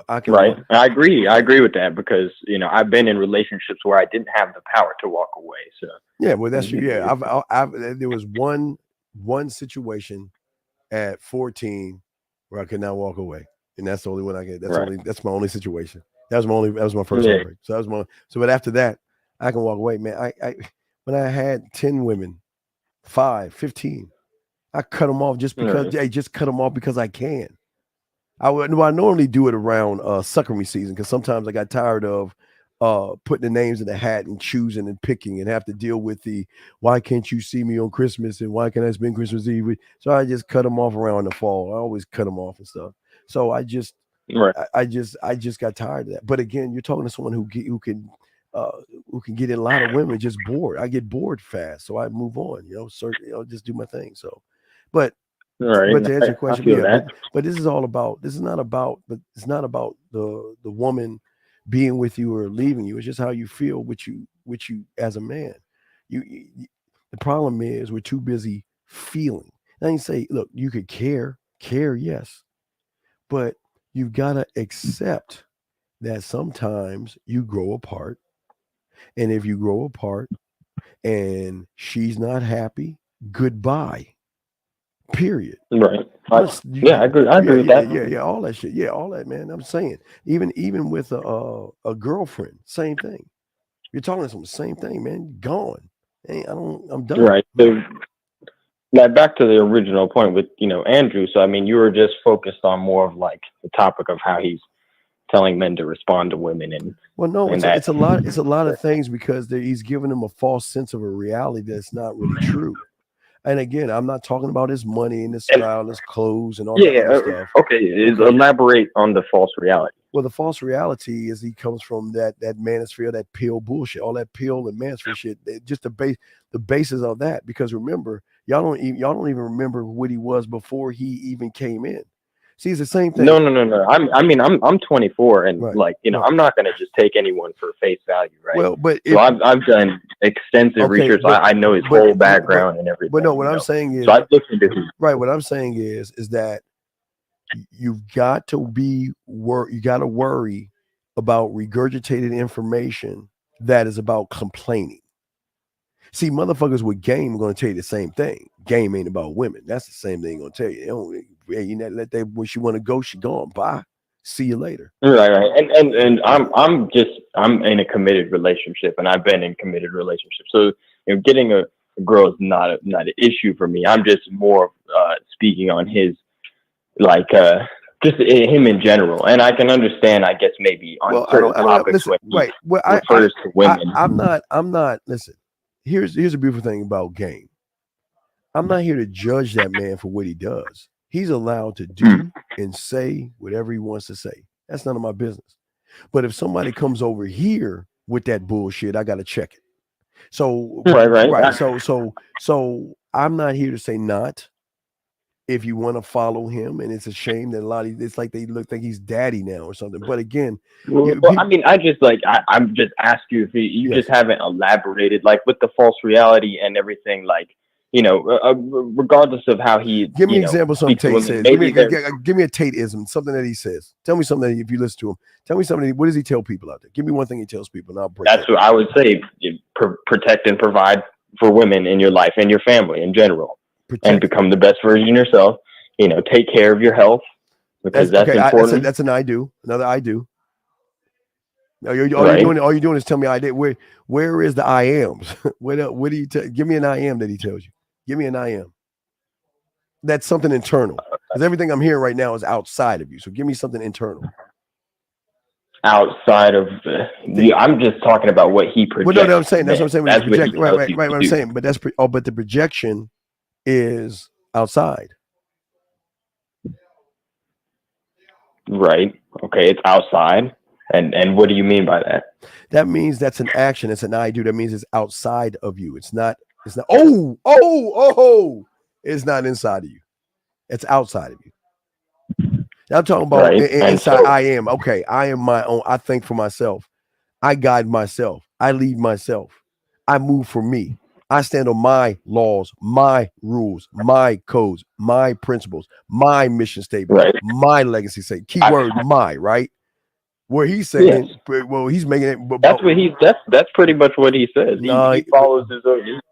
That's why he's, quote unquote, fighting the matrix. I'm going my own way. But that's the lie, though. That's that you got to do your homework. When you say the matrix is a lie, there's no matrix. It's a T. There's no matrix. So using the word the matrix. I'm not gonna argue with you on that. No. Yeah. So wait. Hold on. So the moment he says that word or uses that phrase, he's fake as fuck. When he refers to the matrix, he refers to the average man in the United States only making $40,000. All right, watch this. Peep this out. Peep this out. While men drive. Guess what? A man doesn't give a fuck. Fuck the next man. That's what I think you're missing. I mean, yes. I guess a man doesn't care that he's being played by society. No. He's not. No. He's not being played by society. He creates his own society and moves in the society that he's in outside of himself. Never mind. Okay, but I got. I think some other callers calling. But yeah, but is there any other questions, big guy? But I appreciate the call, though, sir. No problem. It was a great question. It was a great question, sir. I appreciate it. And if you have any other questions, let me know. Okay. Yes, sir. All right. Thank you, sir. I appreciate it. Thank you. Okay. Thank you. Okay. All right. So let's continue. Hold on. Let me say something. Hey, let me tell you something, motherfucker. I'm gonna tell you something. Hold on. I appreciate the call. Thank you, sir. So let me say something to you, big dog, because I think you're new here. So let me break something down. I was here before a fucking Alan Roger Curry, bitch. And don't be bringing up motherfuckers on this channel. And don't be telling people what you think you should do. Because if you don't like it, get your fucking ass on. See, that's how you got to talk to bitches. Because bitches don't understand something. So let me tell you something, 206. Either you going to shut your fucking ass up. You call in and ask a goddamn question. If you don't like it, fuck you. Take your ass on. How about that? How about that, motherfucker? If you bringing up motherfuckers, I was before those motherfuckers, dumb fuck. So if you want to fucking call in. If you got a question, ask it. But if not, take your bitch ass on. Fuck you talking about. You don't know who the fuck you talking to. I've been here before all this shit. For all this internet shit, motherfucker. Fuck you talking about. Anyway, I'm sorry. Let's keep going. Let's see here. Let's keep going. He says, going to therapy well, what I'm saying to you, sir, I don't see anything wrong with you watching porn. What is wrong with you is why you're watching porn, because you're not going out there trying to get real women. You want to stay in a bubble in your fucking basement, and you want to do that. So what the problem is, you can try to get all the and again, this is going to sting. So let me say it before. Oh shit! Let me say something. Sorry. Let me say something to you before. But I'm not trying to hurt your feelings. But you can get all the therapy you want. Shit ain't gonna change, brother. Because all All the therapist is going to say to you is yes, yes, yes, How does that make you feel? How does that make you feel? Yes, So that's what I'm saying, man. That's what I'm saying, man. Yeah, Jay, I saw that shit, Jay. Jay, I saw that shit. Yeah, it did too. That's why I said, that's why I made, guys, got 10 minutes left. That's why I made that noise. 10 minutes left, guys. Yeah, man, that shit was wow. God damn, they bringing the heat. Yeah. So what I say to y'all guys out here is that listen, I'm not telling you not to go to therapy, but I'm telling you that the problem is a therapist cannot work on you from the surface. You in porn is not the problem. The problem is you don't believe in yourself. It has nothing to do with porn. But what we do sometimes is we look at other things outside of ourselves. What you're doing is that you are looking at the lack of a belief that you have in yourself. You're looking at excuses. You're looking at being a victim. You're looking at because you cannot get women, you can't get women, that you want to look at a cheat card. You see what I'm saying? That's all. So it doesn't matter if you get, I'm just letting you know, I hate to be the bearer of bad news. Go ahead and try to get all the therapy you want. It does not matter. And I'm not saying that to be an asshole. I'm just being honest with you. Let's keep going. It's just something that you say to yourself about how you value. Okay. What do you actually value in your life? IGBI. What do you actually value in your life? Tell me. What do you value in your life? I have to stop labeling a situation as an I do and start being a solution, which is an I am. It's about internal thought communication. Well, what, dog? That's a statement, sir. That's not a question. That's a statement. That's not a question. Okay? It's not a statement. It's not. That's what I'm saying. What I'm saying to you guys out here, porn is not a bad thing. We tend to make it a bad thing because we feel guilty afterwards, because sometimes we feel that we're not adequate enough. Sometimes we feel like there's something missing in us or missing in our life, and we feel small or tiny or something like that. I don't care if the piece of pussy is with me in front of me or I'm jerking off to some pussy. I'm still the same motherfucker. It's this. What does it matter? Unless you make it matter. Porn is not the problem, sir. It's the fact of how you think about yourself. Porn is not the problem. You have got to get out of your house. Okay. All right. Well, it's not about why people like him. Okay. No, they exist because the world. Okay. They're checks and balances. He has to exist. Red pill has to exist. All this stuff has to exist. Okay. They gravitate. Okay. People gravitate to what they are. Okay. That's it. People gravitate to what they are, brother. That's just how it is. Kick out. Kick out. God damn it. Kick out. Okay. Oh, shit. Oh, man. All right. Here we go. Let's see here. Does the I do help create the I am? No, the I do kills your I am because you think your I do is your I am. Because right now, for a lot of you guys out here, y'all are not really guided. You don't have a mentor. Man, she fucked her face up, Jay. She smashed. Is she bleeding? She broke her nose. I think she broke her nose. Whoa. Anyway, let me see. How does one live? Thank you. All right, thank you. I appreciate that. Please let them know. Yeah, please put an S for a statement. Thank you. And it's bad when women have to say that shit. Come on, kick out, kick out. Hold on. Kick. Yes. She, I wanted to win. Yeah. hey, no. I wanted to win. Hey, fuck y'all. Anyway, I'm back. How does one live? How does one live in the problem rather than visit it? Well, but you listen. You live in it by solving it. You stay there until you have it solved. You don't just leave. You don't just say, well, you know what? I have a problem. It's not working. So I'm going to run away from it. And hopefully one day it'll go away. Okay. That's what I'm saying to you guys. You got to live in that. Okay. All right. Let's see here. How I'm not going to deny things I didn't agree with in the past, but to be honest, you just got to take what's beneficial. Well, but see, this is where y'all go wrong. You're saying that okay, the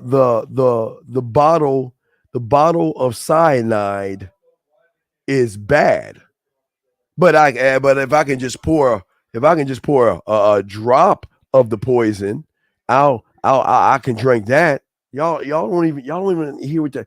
Y'all don't even understand that y'all are y'all worst enemies. Thinking they're stupid. Dog, there's gotta be a line where y'all have common sense. There's gotta be a line where you guys have common sense. Thank you, Russ. Thank you, Russ.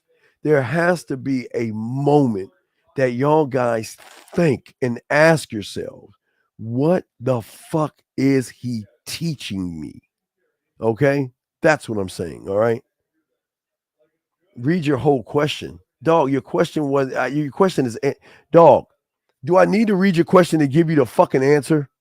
Didn't I just give you the fucking answer? Okay, I'm sorry.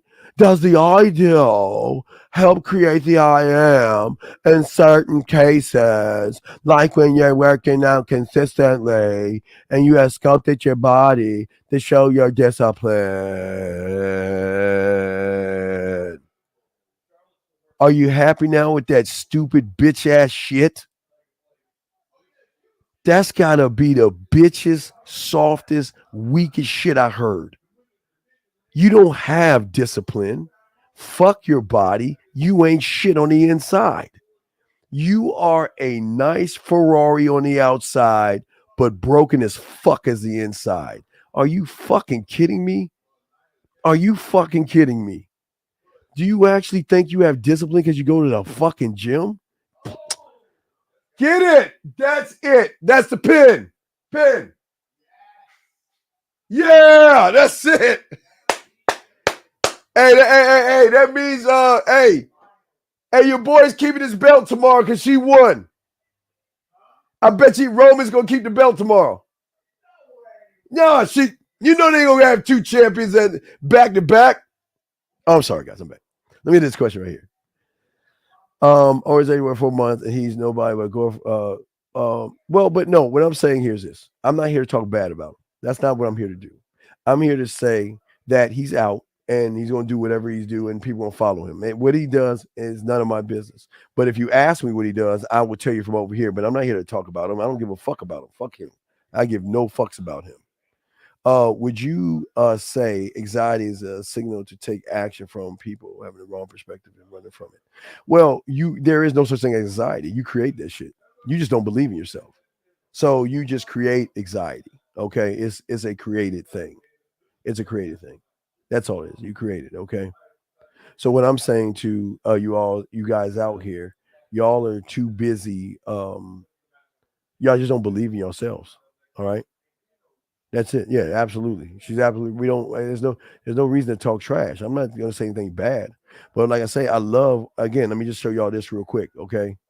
Let me show y'all this Minecraft. Hold on. Let me show you this. On me. So yeah. Everything I said, them niggas were beating up on the bitches. Them niggas is some niggas that couldn't get no pussy in school. Now look at them. Now, who does that sound like? That sounds like all the red motherfuckers that have not. Listen, they couldn't get no pussy, and all they doing is talking shit about women, and that falls under your TATE boy too. All the motherfuckers who couldn't fuck in high school are just mad. Beating up on the girls because they in a better position. Now, nigga, only the strong can show compassion for the weak. Oh my God, I had to stop on that. Y'all hear what I'm saying? Only the strong can show compassion for the motherfucking weak. And it's not to say women are weak, but they need leadership and guidance. They need leadership and guidance. So you don't tear somebody down that is motherfucking hurting and shit. You niggas don't show no compassion for them young girls. And I notice y'all pick on girls just left their mamas and daddies house. Yeah, they grab the young ones that have no idea, a little bit of confusion, and they attack. That's what they do. They always attack. They always, and then what a lot of y'all guys like that follow these motherfuckers, y'all just like them talking shit about women because you ain't got the balls to do it yourself. And that's why they follow all these guys. Because here's the thing, let's keep it a buck. Take the women out. Any of these guys, see, you listen, let me blow my cake ass up. I don't need women around me to talk what the fuck I can, because I stand on what I need. I don't need women around me. But see, I want to ask you a question. You take the women out, take the women from these motherfuckers, what they gonna be like? What can they teach you? You can't teach from a position of dogging out a woman who is insecure. That's why I tell you guys, as long as you keep it a buck with these women, you're not gonna have any problems.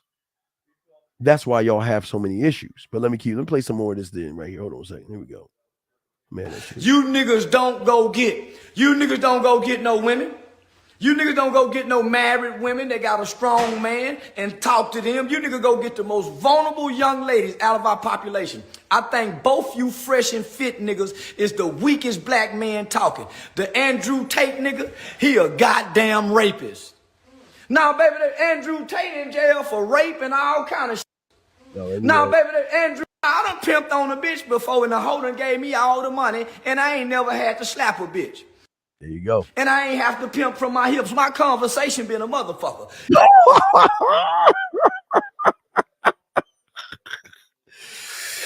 You had to pimp from the hips. This conversation. I keep telling y'all that motherfucking mouthpiece is everything. You see that shit? Y'all don't even see that's street game right there. They don't teach what you just heard. They don't teach in books.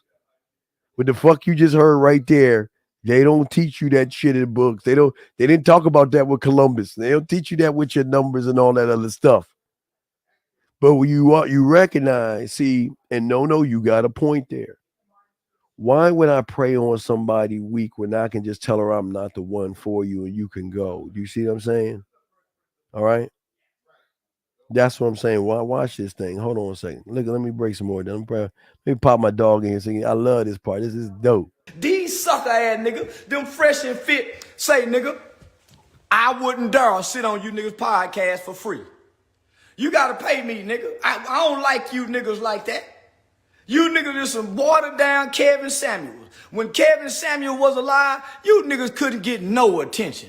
You niggas ain't got the pizzazz. You niggas ain't got the wherewithal. You niggas ain't got no swagger. Where pizzazz and wherewithal. So here's the question, guys. Y'all can't see. How can you not see that? How can you not see that? Okay. All right. Okay. Oh, wait, hold up. Let me pause real quick.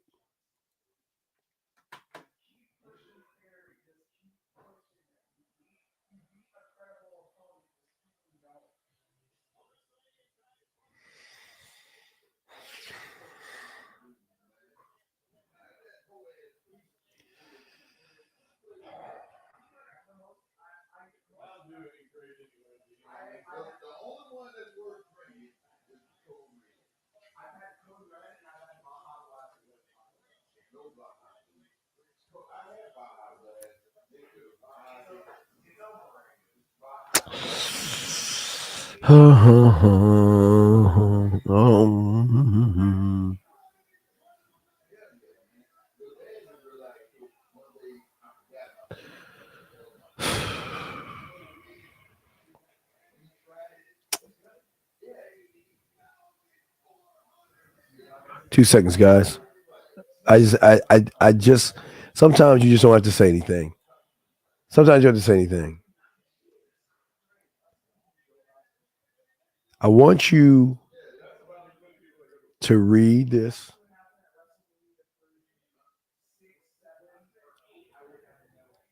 Somebody saying this bullshit. Why is he asking this question right here? If you look, you know why I like guys like you? Because I'm going to give you 30 seconds to call into the motherfucking show. Because if you about that life, call into the show and let's hear what it sounds like. You about that life, you call in the show. You have 10 more. You got 20 more seconds. And if I was you, I'd go ahead and block me. If I block you, you got 15 seconds to call in. And if you don't, you're getting the fuck out of here because I hate weak bitches like you. 5, 4, fuck it. Bye. Get the fuck out. Bye-bye. Bye-bye. Bye-bye. Let me tell y'all something, guys. This is important. Let me tell y'all something. I want to say to y'all guys out there, I appreciate you guys. I appreciate you guys. And the thing that I appreciate about you guys is that you actually want to learn. And I commend you. And listen, I say this for you. I commend all you young men that are trying to. I know I'm watching Jay. I'm watching Jay. I see you, Jay. I see. I see.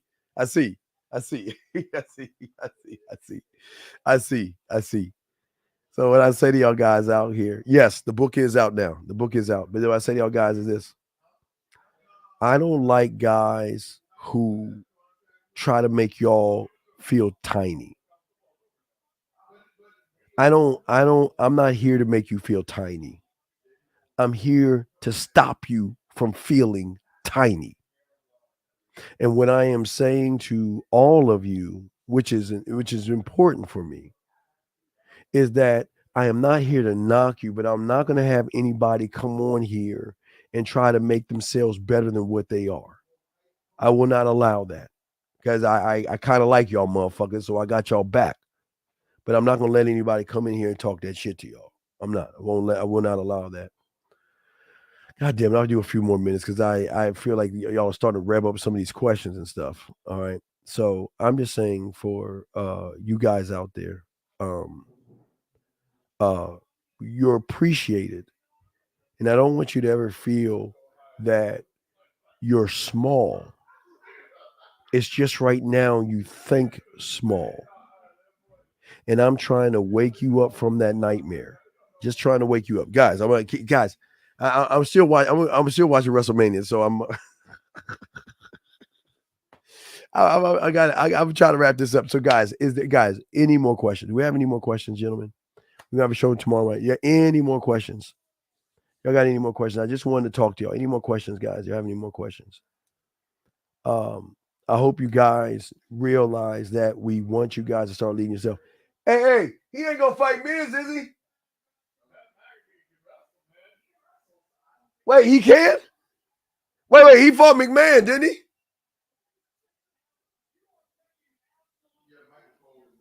Oh shit. Oh, they gonna fight. Okay. Yeah, so anyway, yeah, there's gonna be one tomorrow at 12 noon. Myself in 1950. The conference is gonna be going on, and they're gonna be calling from the conference and everything. Okay, guys. So I want y'all to soak that up and check that out. And for all y'all people, y'all gotta watch the shows. Watch Wednesday. Tell y'all, watch Wednesday.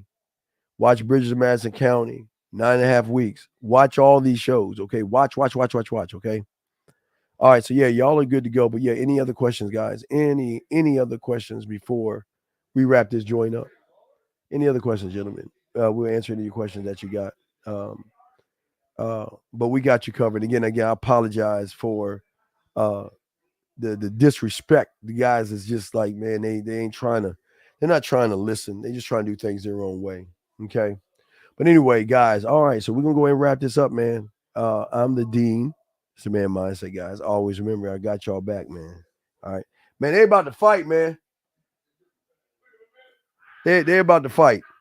You know, I'm kicking you out. Bye. And wait, before I kick you out, before I kick you out and ban you, I just wish you would have just followed the link that someone posted in the show. I wish you went to the website, but you're not. You're just playing around. So for those reasons, I got to block you. Goodbye. The fuck out of here. You got to go. I don't care. Don't buy a book. I'm serious. I'm just serious. People just don't want to listen. Last question. When does changing the way you see yourself? It never does. It never does because you don't see the self. You're only doing one self. You're not doing all yourselves. Anyway, I got company and everything. I got my boys and shit over here. So What is he? Hey, Miz gonna beat him, dog. Miz gonna get him. So what's a good movie to watch tonight? Well, hey, I told you. Watch shit. He about to lay into his ass. Hey, just watch the ones I told you to watch. Or ask the guys in the chat, they'll tell you. Yeah, they're having a movie. Yeah, there's a lot of movies and stuff. There's a lot of them. Yeah. There's a lot of them. Yeah, guys. All right, so y'all good. So we're gonna get in the show. We'll see y'all guys. We'll see y'all guys. Definitely. We'll see y'all tomorrow night with me and 1950 guys. Always remember the graveyard. Always remember everybody in there had one thing in common. That is they thought they had tomorrow coming to them. Live every day like it is your last, and it won't be your last. But I'm proud of you guys. Just guys, learn how to be proud of yourself. We're gonna kick a good show off with y'all tomorrow, man. Fuck with your boy. Just like that, man mindset. Just like that, man mindset. Have a good night, the show is over. Take notes and use what the dean has told you. Now we're dating, your game is colder. No hesitation when you approach her. Gotta level up, gotta keep on rising. Till you the best, got the touch like Midas. Now you got style, you got all the women flocking. So many options, now you got it popping. Thank you for tuning in. Hey, just like that, man mindset. Gotta come back again. Hey, just like that, man mindset. Email the man mindset.